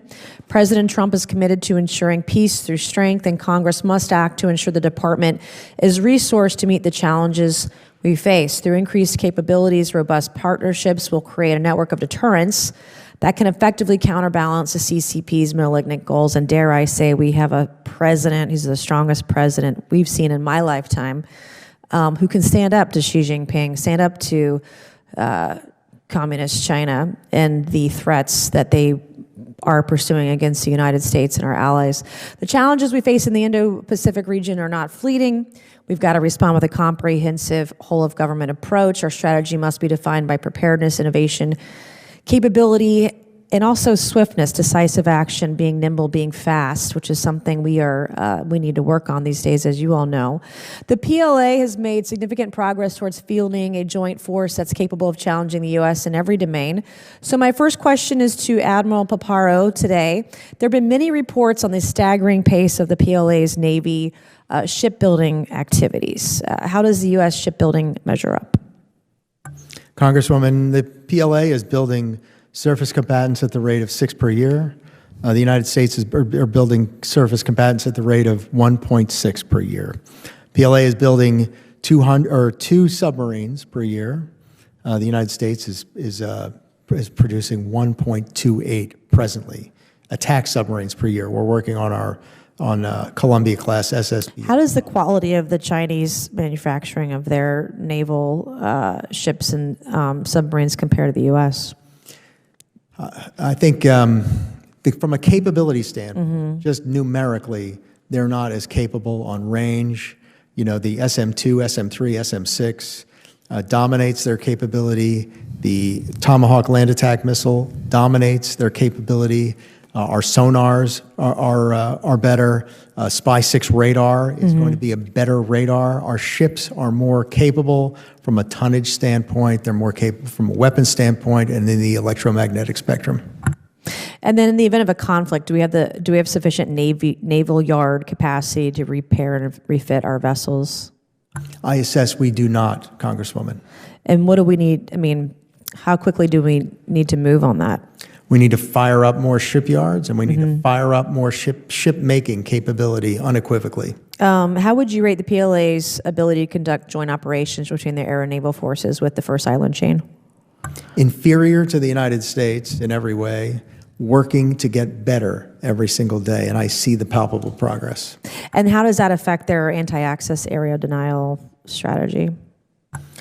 They get better at it, and it requires me to counter it, us to counter it more effectively. But they're getting better at it, they're proliferating more, and they're getting more and more joint in their exercises and more farther afield. And we've all seen them. They engage in destabilizing behavior in the South China Sea as they seek to advance expansive territorial claims. It's increasingly resorted to non-militarized tactics to bully their neighbors. Mr. Noh, how is the department working with partners to increase their capability to withstand the CCP's coercive actions in the South China Sea? Congresswoman, we're doing a great deal in the South China Sea to work with our allies and partners to strengthen our posture, to enhance their capabilities. I think one good example is the Philippines. We're conducting monthly bilateral operations with the Philippines. We provide them ISR support. When did we increase the joint operations? How long has that been going on? Or the increased frequency with them? The exact timeline, Congresswoman, I will have to get back to you on that. Yes, sir. Congresswoman, we've greatly expanded the Bala-Katan series, the Salak-Nib series, the Archipelagic Defense Continuum series, and we're working towards heel-to-toe exercises with the Philippines at greater numbers and with greater joint and combined capability, and bringing in more partners, Japan, Australia, among others. It seems to have being more effective, particularly the last 2 years, I would argue. But thank you so much, gentlemen, for being here today. Mr. Chairman, I yield back.